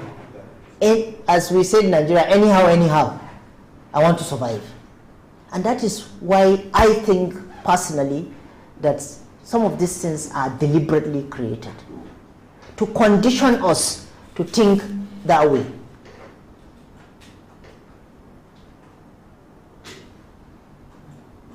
This reality sheds light on why vote buying and electoral inducements remain significant challenges in numerous developing democracies. For instance, recent research in Nigerian electoral process revealed that vote buying has grown increasingly sophisticated and institutionalized. Political actors now utilize cash transfers, material gifts, branded items, and various forms of community support to garner electoral backing. The issue at hand is not solely the presence of inducement, but rather the fact that pervasive poverty creates an environment in which citizens are increasingly vulnerable to such influences. Consequently, the challenge goes beyond mere electoral reforms. It also requires addressing socio-economic conditions that leave citizens vulnerable to political manipulation. This is confirming my earlier statement. If you really want to correct some of these inescapable offenses or political electoral offenses, the first point of call is not the electoral law itself. Because in economics we say push and pull factors. What push people to behave in a certain way? Address that first, what we call remote and immediate causes, isn't it? What are the remote causes? One of it is poverty. There are a lot of people that can spend days without having 500 naira. And now you are giving him 2,000 naira. Why can't he behave irrational? So if you want to correct electoral malpractices, the first point of call is to address socio-economic deprivations, is to educate people, employment, provide a level playing ground. Many people discussing about agriculture, for example. One of the recent research we are doing is on irrigation in the northern states. A lot of people complain. You have to sell how many bags for you to buy 1 bag of fertilizer, which was not like that before. And it's as a result of economic policies. It's a result of our economic policies. If you can allow people to import food items, it means the local farmers cannot compete with those established farmers and industries outside. And if you can allow that, why can't you subsidize fertilizer for them so that they can have it at cheaper rate and can be able to produce more? And now one of the most interesting aspects of our findings in that research is there might be shortage of certain commodities that require more fertilizer. For example, maize, because it requires more fertilizer and farmers can't afford it now. And they are now shifting to those crops that don't require much. And therefore, in the long run, it means we are going to be faced with shortage of maize. And remember, maize is not only for consumption only. There are other things we do with maize. Poultry, for example, the feed. And when the feed is expensive, the chicken will also be expensive. And think of the multiplier effect of it. It will affect other industries. And I don't know whether government don't think in this direction, or they do, but they don't care.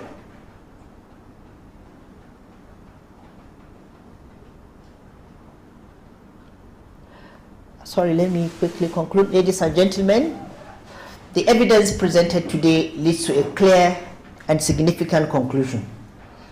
Nigeria's poverty challenge is not merely an economic issue. It is also a matter of democracy. With around 103 million citizens living in multidimensional poverty and 67.5% of children experiencing various forms of deprivation, the implications extend well beyond financial concerns. Poverty impacts political participation, influences accountability, and shapes the relationship between citizens and government. Moreover, poverty can foster conditions that make democratic institutions susceptible to patronage, inducement, and public distrust. Yet, amid these challenges, the evidence also offers grounds for optimism. Nigeria is endowed with resources, human capital, and institutional framework necessary for achieving meaningful progress.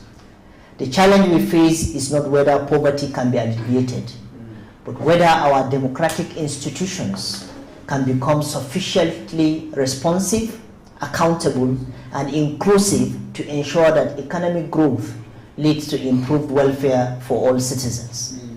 Ultimately, the true measure of democracy goes beyond the mere number of elections held or political parties registered.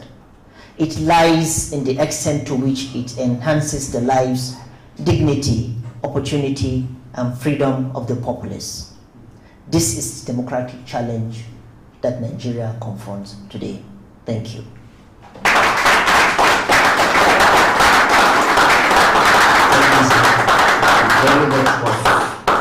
Thank you. Another round of applause for our prof.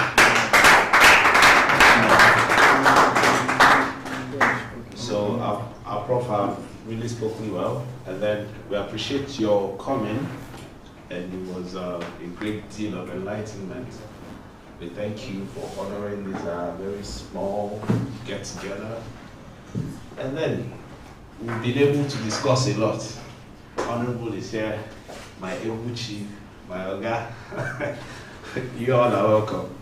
Thank you. So the prof is still available for questions if we would want to, or if there's anybody that would want to impute anything. Okay. Thank you so much, sir. I really learned a lot while you were speaking.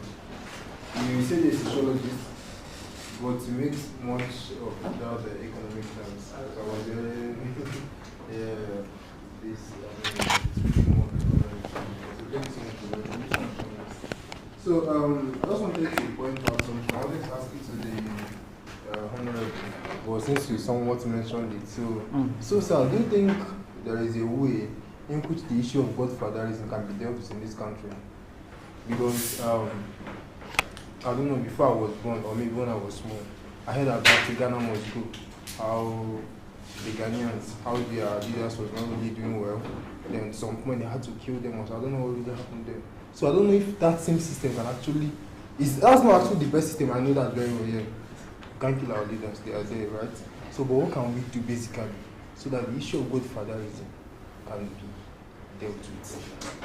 You understand? Because that's what will actually make our youth to effectively actualize their vision. You understand? When you look at the upcoming local government chairman, he has a clear vision. But I'm very sure that if he has a bad godfather rather, that decision will be influenced. I wanted to ask him earlier, does he have a godfather? Who is he following his steps? Does he have a role model? Who is he trying to emulate? Because these are the things that will tell the effectuality of what he's trying to do, or the plans he has for his community, if they're actually going to manifest or not. So, sir, do you really have an answer to that? How godfatherism can be dealt with in this country? Because even we too, as human beings, as youth, coming up into the leadership position, if we have such hindrances too, the same issue we had in the 1960s and 1970s will also happen. Simply because those same persons are there. I don't know, I'm not very sure, I shouldn't be held by this my word, but there's a podcast I watched where our current president was saying that he did not come into power because he's coming. This is not his first time being into power. That's when Buhari was there, that he was a partner with Buhari. I'm not sure, don't take my word for it, but I just saw it as a podcast. And he was saying, if I had taken over from Buhari, didn't I also take over from myself? You understand? I don't know, I'm not sure. I said it, I'm not sure. You saw it, watched it, right? So that's just like, it's a podcast I saw. So I mean, I was saying that if this is actually coming from our place, I'm not sure it's coming from the people, but if it's coming from, that means godfatherism is actually an issue in this country. Because the people are complaining during Buhari's tenure, right? It's trying to let us know that there is him, he's also a hand towards it. You understand? Which is not, you understand? So we assumed earlier that Buhari ruled his own, I mean, he governed, he was the president, he did his thing. We have a new president, you understand, who is currently running the administration. He has been doing well, you understand? So far, even though the inflation rate has actually gone beyond 100%, if I could say, given the price of basic consumer goods, which make up the consumer price index, right? So you see that deflation has actually skyrocketed. So we don't know the cause of that, and then nobody here can answer the question, right? Because even his subordinates here may not really have the capacity to address that question, which it could have been addressed to him directly if he had been here. So thank you so much, sir. Just how do we vote for guys here? Thank you. You have a lot of questions subsumed in one. Yeah. To me, it's not godfatherism that is the problem. Because you can have a godfather if that godfather is guiding you towards the right direction. Then you are going to deliver on your promises. And you are going to, people might not even raise a lot of eyebrow. You know, one of the things with this world is we speak more of ill than good things. If you have a very good godfather who is guiding you right, nobody will even talk about him, that he's been a very good godfather. But if he's bad, people talk about it. So to me, it's not a matter of having a godfather or not. It's what is that godfather doing? Is he guiding you towards the right direction or towards the wrong direction? Which in our case, in our own democracy, most of these godfathers, I think 2015, I'm not referring to anyone, let me clear I've just given Antanimu, presented a paper on narco-democracy and its implication on development. Narcotic democracy, that's the paper, narco-democracy. And he gave example with countries in Latin America, countries like Colombia, countries like Mexico, countries like Venezuela and the rest, where you have these drug cartels. They sponsor politicians to political office in order to have free space to do whatever they want to do. And we also have, it has, and at that time, it was the position of that author, Tanimu, that we are getting there. Because a side example with Kashmu, is it Buruji? Yes, Buruji Kashmu. Yes. Those are barons that have money. And they sponsor politicians to certain offices so that they can be able to shield them, protect their interests in terms of policing, in terms of policies, in terms of whatever. They don't need to canvass for any political office because they're not going to win. People know who they are. But they have boys that they sponsor. And we have reached that extent. That is not a good godfatherism. But there are political godfathers. Because I was discussing with one of my colleagues in ABU the other day. It's from mass communication. And I said one of the challenges we have, Sardauna, Zik, Awolowo and the rest, they did not mentor people to take over from them. That transition should be there. You are somebody who is good. You have been good to your people. And you know life is, you are not going to be alive forever. So why can't you mentor others to take over from you? He mentioned someone, Dr. Sadiq. He's my mentor. He mentored us to take over from them. And he transferred that sense of integrity, whatever, scholarship and the rest to us. Wherever he's going, he takes us along. He encouraged us. He put us on the right direction because he knows tomorrow he's not going to be there. And sometimes when something comes up, he says, go and represent me. It's a way of mentorship. But have they done that? And that is why we are in this quagmire today. We have politicians who have no business being in politics. We have godfathers who are not fathers. Because being father is a social status. Let me speak like a sociologist now. It's a social status, and there are responsibilities, roles attached to it, and that is what defined you as a father. If you don't play such roles, you are not a father. It's a social construct. You only give birth to someone, but you are not his father. You fathered someone by taking care of his responsibilities, your obligation as a father, the roles you are expected to play. And that is my position. If actually it's not about the godfather politics, it's always there. Everywhere in the world, Americans, they have godfathers. Check and see, those lobbyist group. There are people who sponsor campaigns. There are people who give money to Democrats and Republicans. That is why today, no matter what, they will never ban guns in the United States. Because the guns company have the money. They sponsor these politicians, especially Republicans. Because you know, the politics of the United States, it's aligned towards ideology. Yeah. What do you believe in?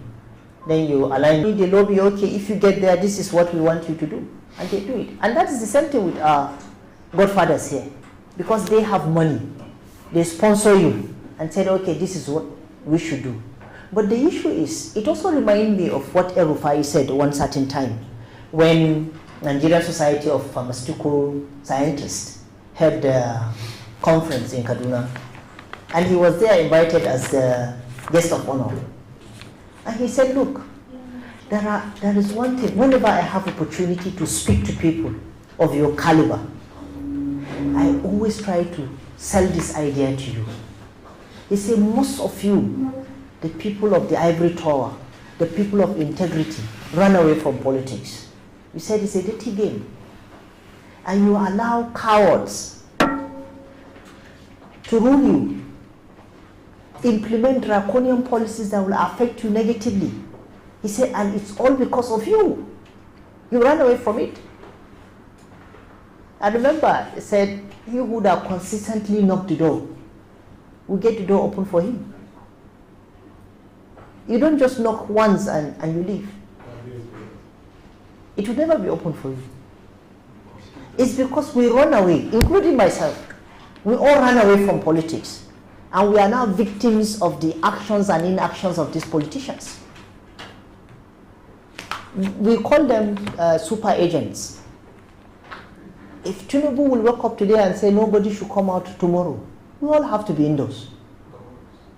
He's a human being like us because he have that political power. Can I do that? No.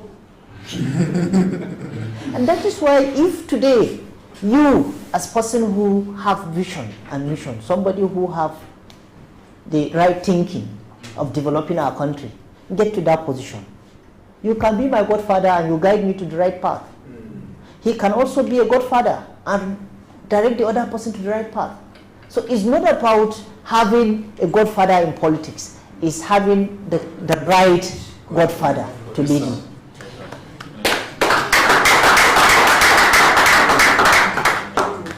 Thank you. Okay.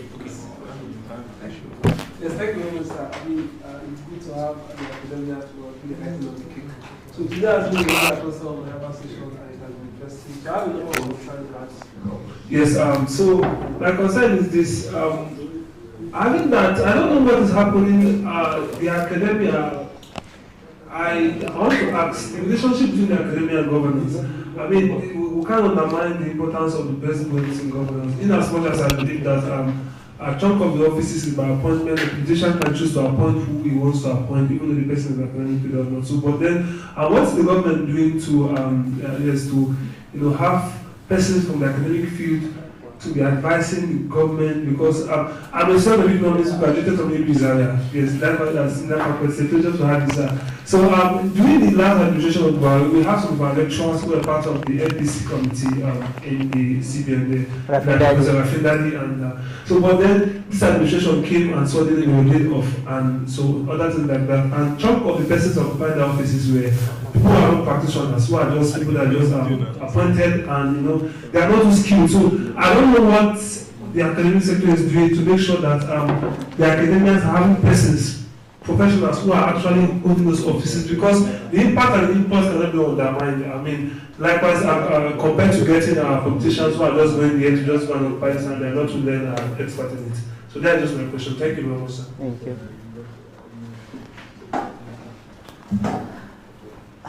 Thank you for giving an example with one of my mentors also, Rafindali.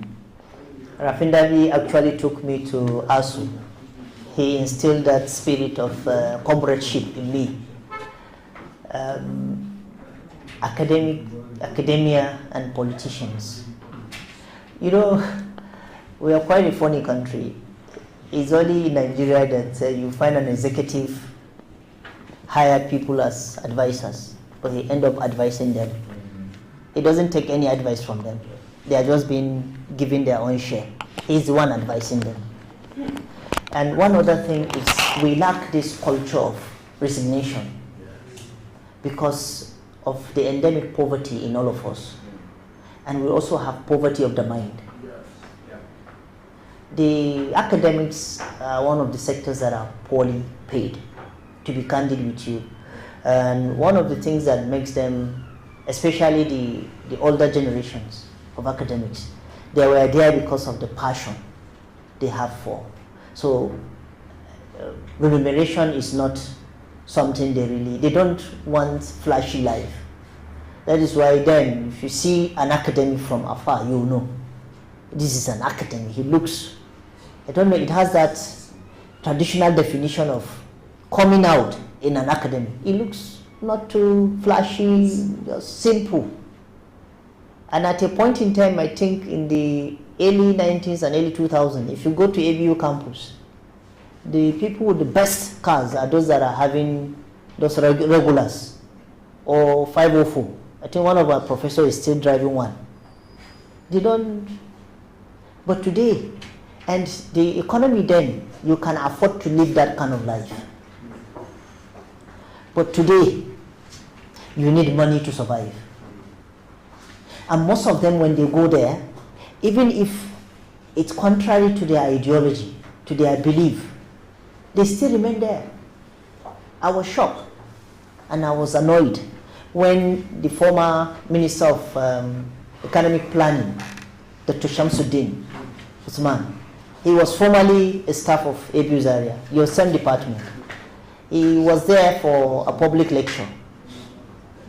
And he was saying that you create a policy, take it to the politicians, they will tell you, look, Prof, you know yours is English. Tell us where to get money. How can we steal money? That is their concern. But my question then was, can't you come and say it out? You can come and say it out. I resigned for so reason.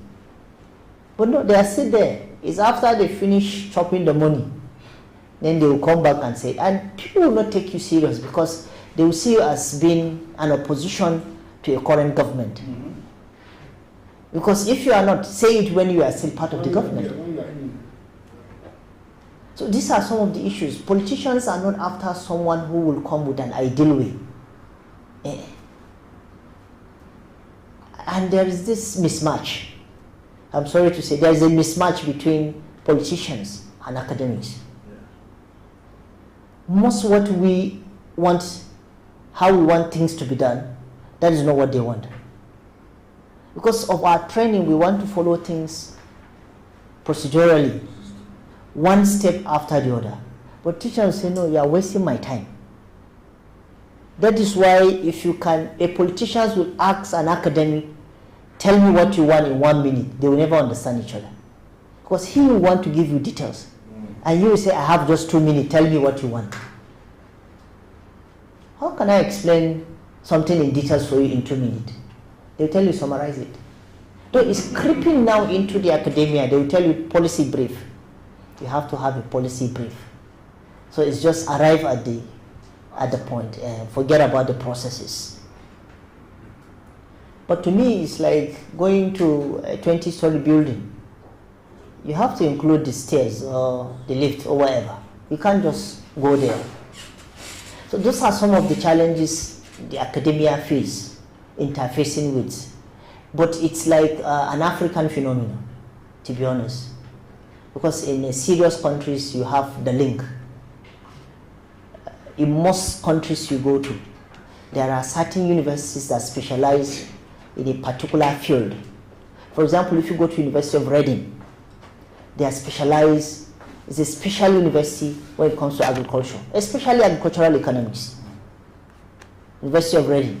So most policies on agricultural economics comes from University of Reading. Another university specializes in another area. So if government want to do something in that area, it comes from that university. What about our universities? Our researchers are not even funded. They are not even funded. They are not. And we are being taken for granted. If a president is coming, they don't even have regards for you. Because they feel, but in those countries, the academia are respected categories. Something happened, I went for a workshop in Windsor. And in that workshop, we are splitted into various interest groups. I don't know. The director said specifically she wants me placed in the scientific community. It's like a role play that we did. They create a hypothetical problem. It's about government want to construct a dam in a particular community because there was drought. And farmers were complaining of drought. And they want a dam constructed. So we have farmers group, we have residents group, we have scientific group, we have activist group, we have government. So while government wants to construct because it's a plus for them, people can vote for them because of that project, development project. The activists have concern for the implication of that construction on the environment, climate activists. And the farmers have concern because they need water to be able to produce for food security. The residents have their concerns. Flooding is likely to occur. So it's like different interests, conflicting interests. And we as the scientific community, we are mandated to guide all the groups. And what I enjoy most is, it's like a real thing. Because the activists came to us to say, oh, you are scientists, you know the implication of gaseous emission, how it affects the environment, loss of biodiversity and all forms of adverse effect of climate change on the environment. And the government came to us also. We had a meeting with government, like the Prime Minister was there, food security is important, we need to have, their means of livelihood will suffer, so unemployment, all sorts of problems. And the farmers also came. So we have it, at the end we have to guide each and everyone. The reason why I'm giving you this example is to show you how important the academic community is for a serious society. Because they have the technical know-how. And at the end of it, we recommend the use of beaver. Beaver is one animal, one creature that can construct dams. And it has no any environmental impact. And that was how we resolved the whole quagmire, the whole issue. And everybody is now happy. And that is the role that the academia should play. But in our country, we don't respect it. Because we have policies designed by IMF, World Bank for us. Whether we like it or not, you have to implement that. I think someone made mention of it. The subsidy removal address is part of the paper, but I have to shorten it. If you look at the economic indices, GDP, GNP, Nigeria's GDP is growing because of those policies taken. But what about the pockets of an average Nigerian? It has dried. A lot of people can't be able to have 3 square meals a day. A lot of Nigerians, a lot with these policies. Because these policies comes with safety needs. You have to introduce some measures to cushion the effect of those policies. For those that are in economics, you know what they call the Chicago School. The Chicago School of Thought. Yes. And it's their policy. Those 10 pills, withdrawal of subsidy, floating of the dollar, all sorts of things. But it has to come with some palliative measures which we did not put in place. People becomes vulnerable. A lot of livelihoods have completely disappeared. And that is why the crime is on the increase. Now it's not even about the bandits. The most dangerous people are the informers. Because these are people with you. They are the ones that sell you out. And people don't have money and they see free money. Millions of naira coming in. The most serious revelation is what the governor of Katsina State said. One of his SSA is a bandit. SA to the governor. He even gave him ticket. You know, Honorable, how you give tickets to people free of charge. He gave him. Because what is emerging in Nigeria is plutocracy. Government of the elites. True. Look at what happens in Katsina. With no apology. It's children of the elites that we are giving tickets. No internal democracy. Whether you are good, whether you have people at heart. At a point in time, Muhammad Abacha, when he was campaigning for governor of Kano State, he went to a particular community and they asked him, come and address people. He said, what will I tell them? And the outside is too hot. Yes. I can't go outside. Just go and tell them what you want to tell them. I'll be in the car. And this is what, so it's actually pathetic, the fact that we cannot be able to create that synergy between policy implementers and the policy designers, which is come. And that is why every ministry now, you have research unit. Research unit. What are you researching? It's not a research institute. We have research institutes. Why do we create them? Why can't they empower them? Conduct first class, give them down-to-earth facilities. We have the capacity, because you go outside, you see Nigerians heading research teams. Empower them and see, and create that synergy. We need this policy. Anyway. Thank you so much, sir. Thank you. Okay. Great. So I'll forward these questions to Doctor. I'm aching for him to address. It's important. No, it's okay. Don't worry. I'm a teacher. Okay, just the last one. One more question. No, maybe we can have three. Baba is there. We can have three. Yes. All right. Thank you so much, sir, for this lecture. I was really wowed. I was really, I learned a lot. Right. Well, I have a question, and as usual, my question is not in line with the questions I've been hearing. But then I listened to the aspirant for Prime Minister in the UK, Kemi Badenoch, and she was talking about Nigeria being a low trust society because of multi-ethnicity. And she was saying by historical antecedents, countries that are multi-ethnic usually find it very difficult to attain to a certain level of economic and industrial development. And it begs me to ask the question, from your research and from the antecedents of countries that you know, with the issue of multi-ethnicity, identity politics in Nigeria, how do you think we can get to a level of development? Because the truth of the matter is that Nigeria is a low-trust society. And I don't know if there's any historical antecedents you can, just to enlighten us. Please. Thank you.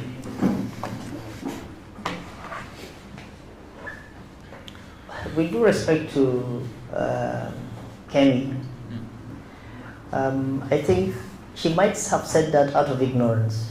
I don't mean to say I know more than her. I'm still a student. But if you check the history books, even before the coming of the colonial masters, there was trade among different ethnic groups in Nigeria. There was relationship. There were even marriage relationships. For example, if you check the history of people in Oshodi, they're originally from Nupe land. Yes. You can go as far as Edo State, Igara. These are people from the north. You can go to Kano. There are people from Jukunaid, from Taraba, who have been there before the coming of the colonial masters. So it means there was a relationship, and that relationship was a respectful one, and it's beneficial to all. What created this is, it's basically politics. Because the more we are united, the more we cannot be exploited. But the more we are divided, the more we can be exploited. And for her to say multi-ethnic groups, multi-ethnic country cannot achieve development, I don't think that statement is correct. I think, is there any multi-ethnic country like the United States? Every ethnic group, you know, might be represented in the United States. Then what is the issue is, can we make it a melting pot? I will give you a practical example. Not because I'm from Abu Zaria, and not because I attended Abu Zaria, but if you attend Abu Zaria, the experience is different. You will know people's culture without going to their community or society, because it's a multi-ethnic university. It's the most ethnically represented university in Nigeria, at least in Nigeria. You find people from diverse walks of life. You sit together. You become lifetime friends. And that friendship helps you a lot. A lot of them, think of people like Donald Duke, Nuri Badu, Shehu Shema, Duke's wife, and who else again? They were all classmates in Abu Zaria. And that friendship continues till today. That's beneficial of it. The issue is, can we make, it's like, take cabbage and salad. Which one is more sweet? Salad. So if we stayed as an ethnic group, we are not going to enjoy it. But when you mix it together, one of our professors then, of blessed memory, Prof. Unkom, used to give us an example. That is like a potato porridge and a sack of potato. If you unpack the sack, you can differentiate one from another. But if you make it a potato porridge, you can't differentiate which one is which. And that is our ability to become a melting pot. We can coexist and will enjoy it more than when we are individualistic. And one thing we fail to understand, especially for those proponents of dividing the country, wherever you are, there will always be majorities and minorities in every society. In every society, there is minorities and there are majorities. The issue is, minorities should have their way and minorities should have their say. It's always like that, even in the United States, even in British, United Kingdom, Germany, everywhere, there are minorities. Check their researches, you'll see minorities. They are there. But they know, yes, we are minorities. We have our rights as minorities. We respect the fact that we are minorities, and we respect the fact that we have our rights. And the majorities also know they are majorities, but they respect the fact that minorities also have their rights. So if you divide this country, for example, you say Norths have their way. Are they all Hausas? They are not. In fact, the worst will be Adamawa Taraba axis, where more than 50% of Nigerian ethnic groups are from these two states. Within one local government, you can find different ethnic groups. Are they also going to become their own country? And that is what the proponents of that theory are saying. If you divide the country, it will keep disintegrating. Just like what happened to USSR. Initially, it was Czechoslovakia, isn't it? Now Czech have their country, Slovakia have their own country. I think Czech have already, they are also, I think they say another name now. So they keep disintegrating. Each ethnic group want to have its until I think maybe will even become dialects. Dialect will want to have their own country too. The issue is for us to understand we have a common goal. You are a Nigerian. We have equal access, equal opportunities. Let's live together. If you want to divide, it will continue disintegrating. So that's my take on Badnoch. I know she's more of a white woman in black skin.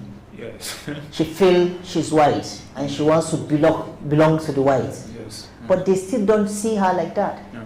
I was in the UK when she started some of those inflammatory comments about Nigeria and other things, just to show that she's a British. But they don't see her like that. I had conversation with some whites. Said she's stupid. That's what someone said. She's stupid. She wants to be seen as British, but she's not. She's from Nigeria. They address her as Nigerian because her parents are from Nigeria. And the funniest thing is, Rishi Sunak has never for once condemned India. Yeah. He has never. Yes. He has never. In fact, he openly do some of these rituals during, what do they call it? Diwali. Yeah. He does that. He identifies himself as an Indian British. And that's what they call him. He's not a British. He's an Indian British. He's a Nigerian British. But she wants to take away that Nigerian. Yeah. But it's okay. Yes, sir. We are too many. Yes, sir. Thank you. Thank you. Maybe you can take the two. You want to say something? Okay.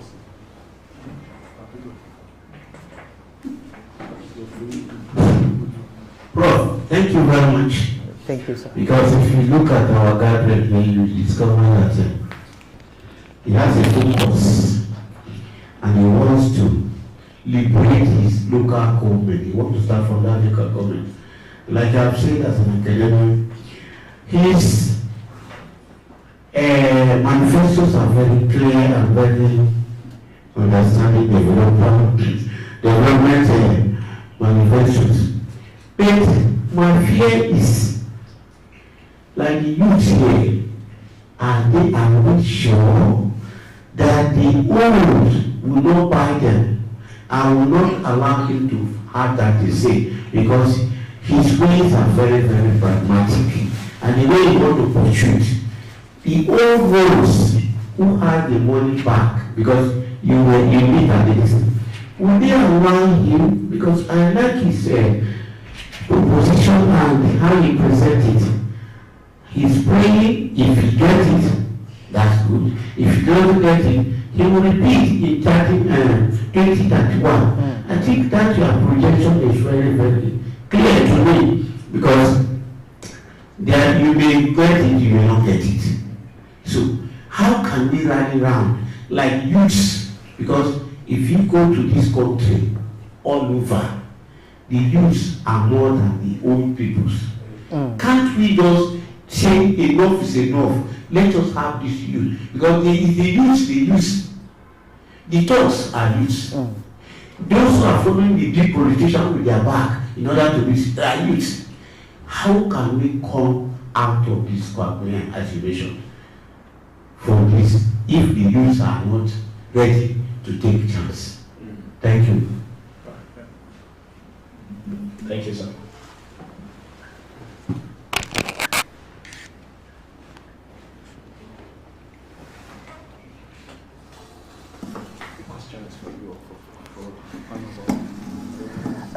Thank you. I think I have a contrary definition of what youths are. Most people think of youth in terms of age, numbers. To me, I have more of a social definition of youth. Yes, youth is by your thinking. If you are thinking like the old ones, you are old.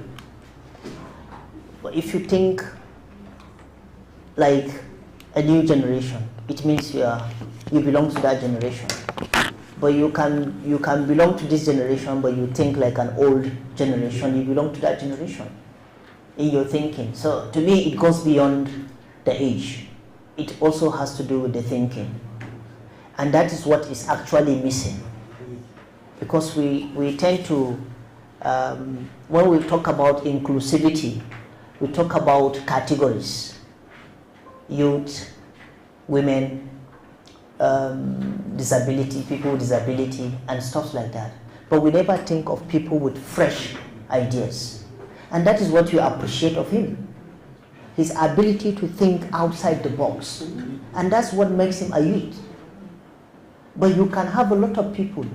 And one of the worst things is, even, with due respect, if you belong to the Gen Z, they don't even care.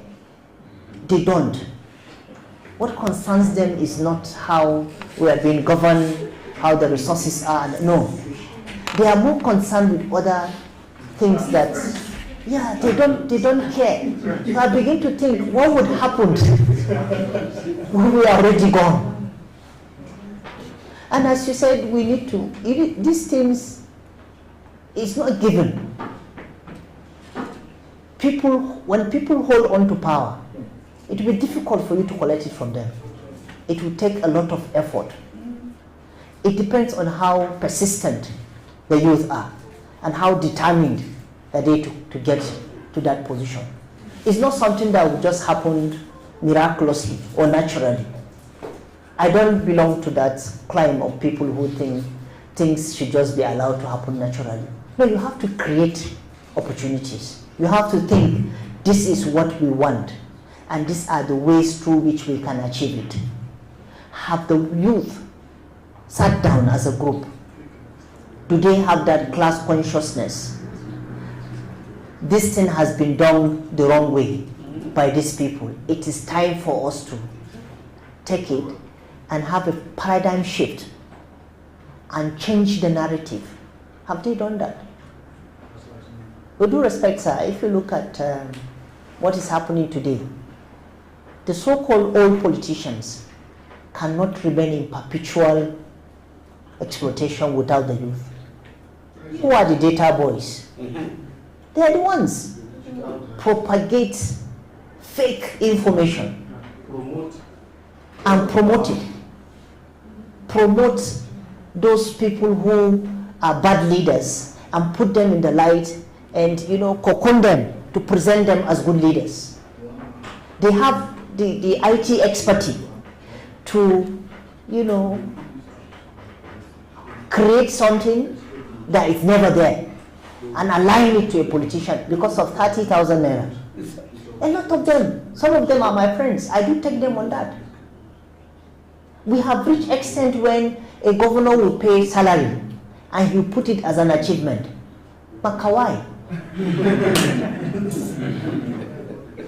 Yes, and it has crept into our society. One of my colleagues, I teach something and he paid me my money. And he said, you didn't even thank me. I said, I should thank you for what? I rendered the service. And you pay me, why should I thank you? I rendered the service. And you are paying me for my service. And you are asking me to thank you for what? And today that's what's happening. You see, with due respect to NLC, whatever they are, during Labor Day, thanking the state governor, thank you very much for paying our salary. Didn't you work? You work. It's your money. It's his constitutional responsibility to pay. It's not his money. It's not his private money. It's your money. And that is one of the problems I have with us as Nigerians. We tend to see government as something different from us. Though it has a colonial history. We did a research on good governance. It's a Codestria APRM's research. And I was asked to review literature on people and governance. We are trying to train people on taking ownership. The whole project is about public schools. So we want people to take ownership of public schools because people see public schools as government properties, and that is why they vandalize it. But if you see it as your own property, you're not going to vandalize it. So we try to create that, and it is there I now understand why we are having such mindset. Because before the colonial masters came, we have our own system of governance, especially in the north and south, where it's centralized and semi-centralized. Then people come. That is why, for those that understand Hausa, that's aikin gwamnati. It's not our work, it's government work. So whatever we destroy, we are not destroying it for ourselves. We are destroying it for government. We are vandalizing government's property. And we want to reorient the society to take ownership of those interventions, of those structures as theirs, so that they can guard it, they can protect it. Because government wants that. The moment you destroy it, it will be in the budget. And it's a gain for them. So instead of them to build another structure for you, they'll say, oh, we'll renovate this one. So they keep renovating, renovating, and renovating. So we remain in the same cycle in one place. It's renovating one school for 100 years. So I think the youths need to have this class consciousness. Actually, we want a paradigm shift. We want this thing change. We want to change the thinking, the narrative about our country. And we have the wherewithal to do it. And we want to get it. We'll be there. I understand the glass ceiling you are talking about. I think it's how many millions now to get a form. But if one can skip through, 2, 3, it's not something that can happen in a day. It has to be designed. By so years, we want to get to this level. You plan it, you execute it, and that's all. But do we have that class consciousness? Do we even see ourselves as one? Youth as an umbrella. Whether you are traditionalist, whether you are Muslim, you are a Christian, you are this, you are that. No, we have an objective. We want to take over the mantle of leadership. We don't. One of the most strongest organ that can realize that, it does this, are the student unions. Student unions, very powerful. Dr. Sadiq was telling me during is it Murtala's coup, they issued a communique. They issued a communique that the Nigerian student, ABU Zaria branch, and he said they didn't allow them because after the coup, the military took over all the communication houses. They sneaked, followed a lorry to Kano to issue the communique. Do we have such students now? I was in a class and I saw students sitting on the floor. I said, this is 21st century. ABU, first generation university. You are sitting on the floor and you didn't ask questions. Go to the management. Why are we sitting on the floor? What is your student government union doing? Can they protect your right as a student? Ask question, why would my student be sitting here? And it's not generational, it's not universal. It's our own making. Because I was attending an orientation program when I first joined the PhD program. And I complained that I don't know, I don't understand the system and find it very difficult to navigate for some of my induction courses. My president, I didn't even know she was there. The next thing, she picked her phone, called the PG director of postgraduate studies. One of my colleagues is having challenges. What have you done about it? He called me. That this girl said you are having challenges. Oh, I didn't even discuss with her. She said, yes, she was at a meeting when you mentioned. And she felt it's her responsibility to protect me. Do we do it? Students don't protect the right of their fellow students. And it's a microcosm of what happens at the higher level. It's a microcosm. Government don't care about us. At a micro level, we don't care about the people we represent. Then why would people at the macro level care about us? And that is one of my arguments. If you say disintegrate, what happened? Nigeria as an entity will still happen in the other countries that will be created. It will still come because it's in us. It's not about the country. It's not about the multilingual representation of the country. It's about our style of leadership. You might come from another ethnic group, but you can protect my interests if you have me in your heart. Thank you very much.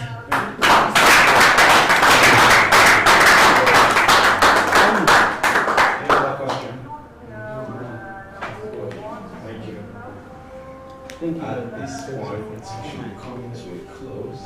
Thank God for thus far. So,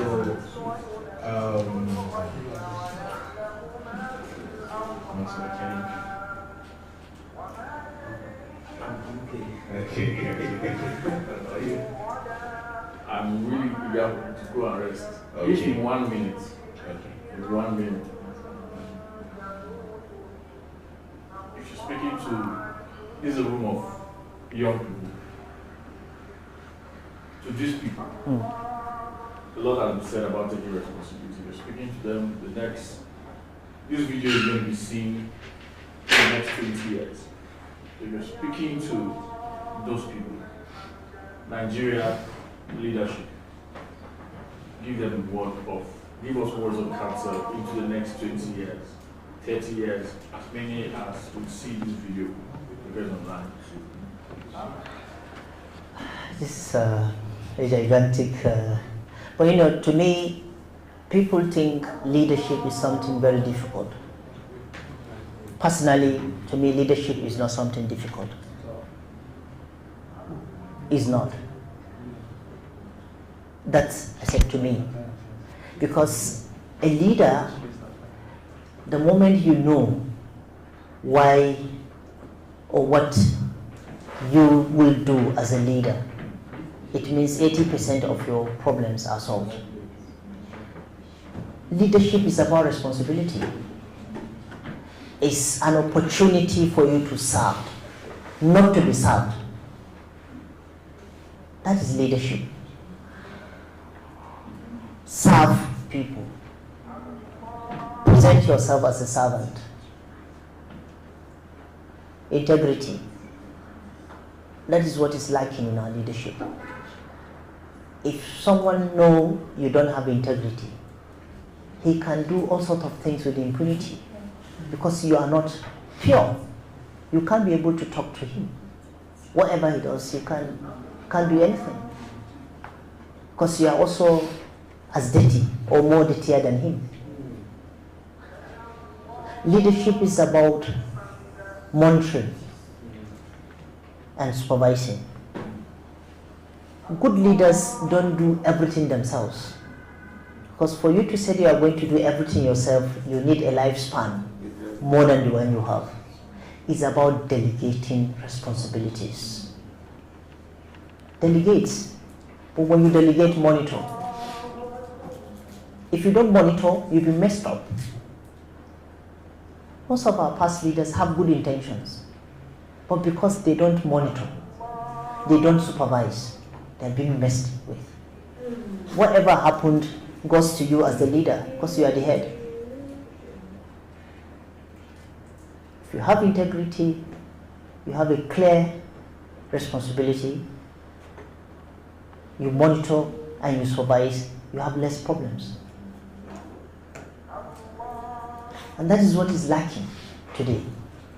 Leaders are becoming demigods because they don't see themselves as servants.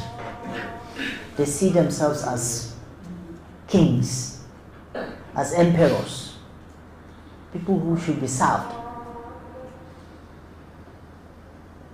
I think there was a statement, something ringing in my head. Someone said the best way to have a good assessment of yourself is from your enemy. If your enemy said that person is good but I hate him, you are good. Because your friends will only sing your praises. But most of the times we don't listen to our critics. We feel criticism is like an insult. But criticisms puts you on your feet. It puts you on your feet. But today we say, if the worst is even the religious institutions. These are people who should guide us. But because of the material quest, they don't. If you give money, they praise you. Whatever you do, they don't speak the truth to you. So leadership is about listening also. You listen to people. I came in, you're having conversation with him. Before he lands, you interrupt. And I was like, good leaders, if you come to me with an opinion, even if it is wrong, I'll listen to you. Right. Then I'll give you every reason why your position is not the right one. You'll be happy. At least I've listened. I allow you to say your mind. But most political leaders shut you up. Shut up. I'm talking, you are talking. So that is not leadership. You listen, then you give wisdom. When you listen, people have better opinion than yours. Embrace it. Nobody is a prophet. You can learn. They are good learners also. You can learn. He knows whenever I go to class, I will tell you, I don't belong to the crime of lecturers that think they know it all. I can learn from you. You can lay your hands on something I was not opportune to. I can learn. Leaders can learn. Look at the philosophies. Sometimes I've seen a picture of a young Fulani man, a young boy, 100 of cows behind him with just a stick, and he's able to control them. It tells you leadership. And if you are somebody who listens, your followers will listen to you because they know you listen to them. And the logic is, if you listen, you can be able to correct a lot of mistakes because you know you might go wrong. We can't say we're always right. You go wrong and people talk about it and you listen, you can correct it. So those are my takeaways for you. As good leaders, first, you need integrity. 2, you need to have good listening ears. 3, you need, what did I even say?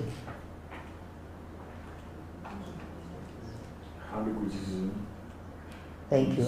I do this to know whether people followed or not. Listen to criticism.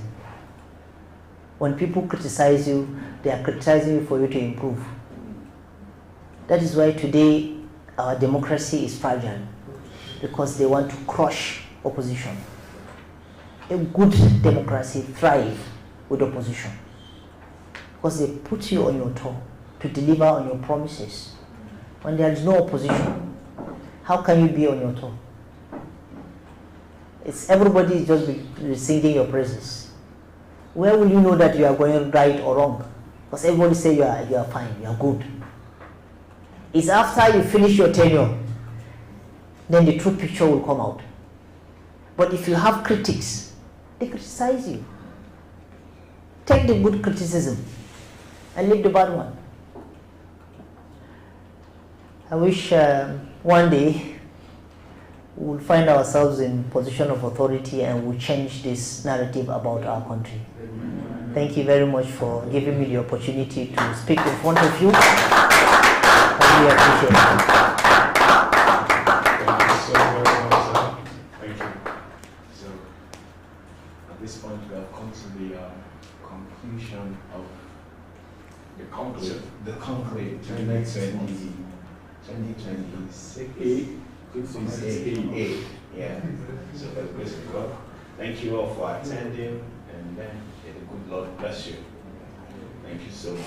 So we have another photograph so that we can be very fast. Let me direct that. So the first group is the speakers alongside the patron, alongside my chief here.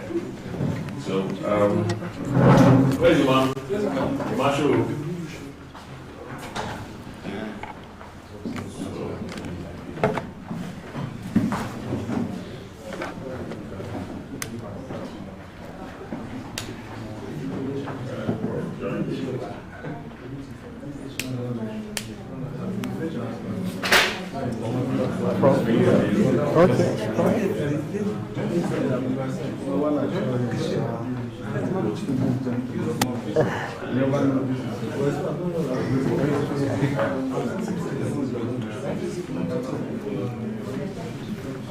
So the ladies, the beautiful ladies in the house, please just file in once they're done. Join the speakers, take pictures.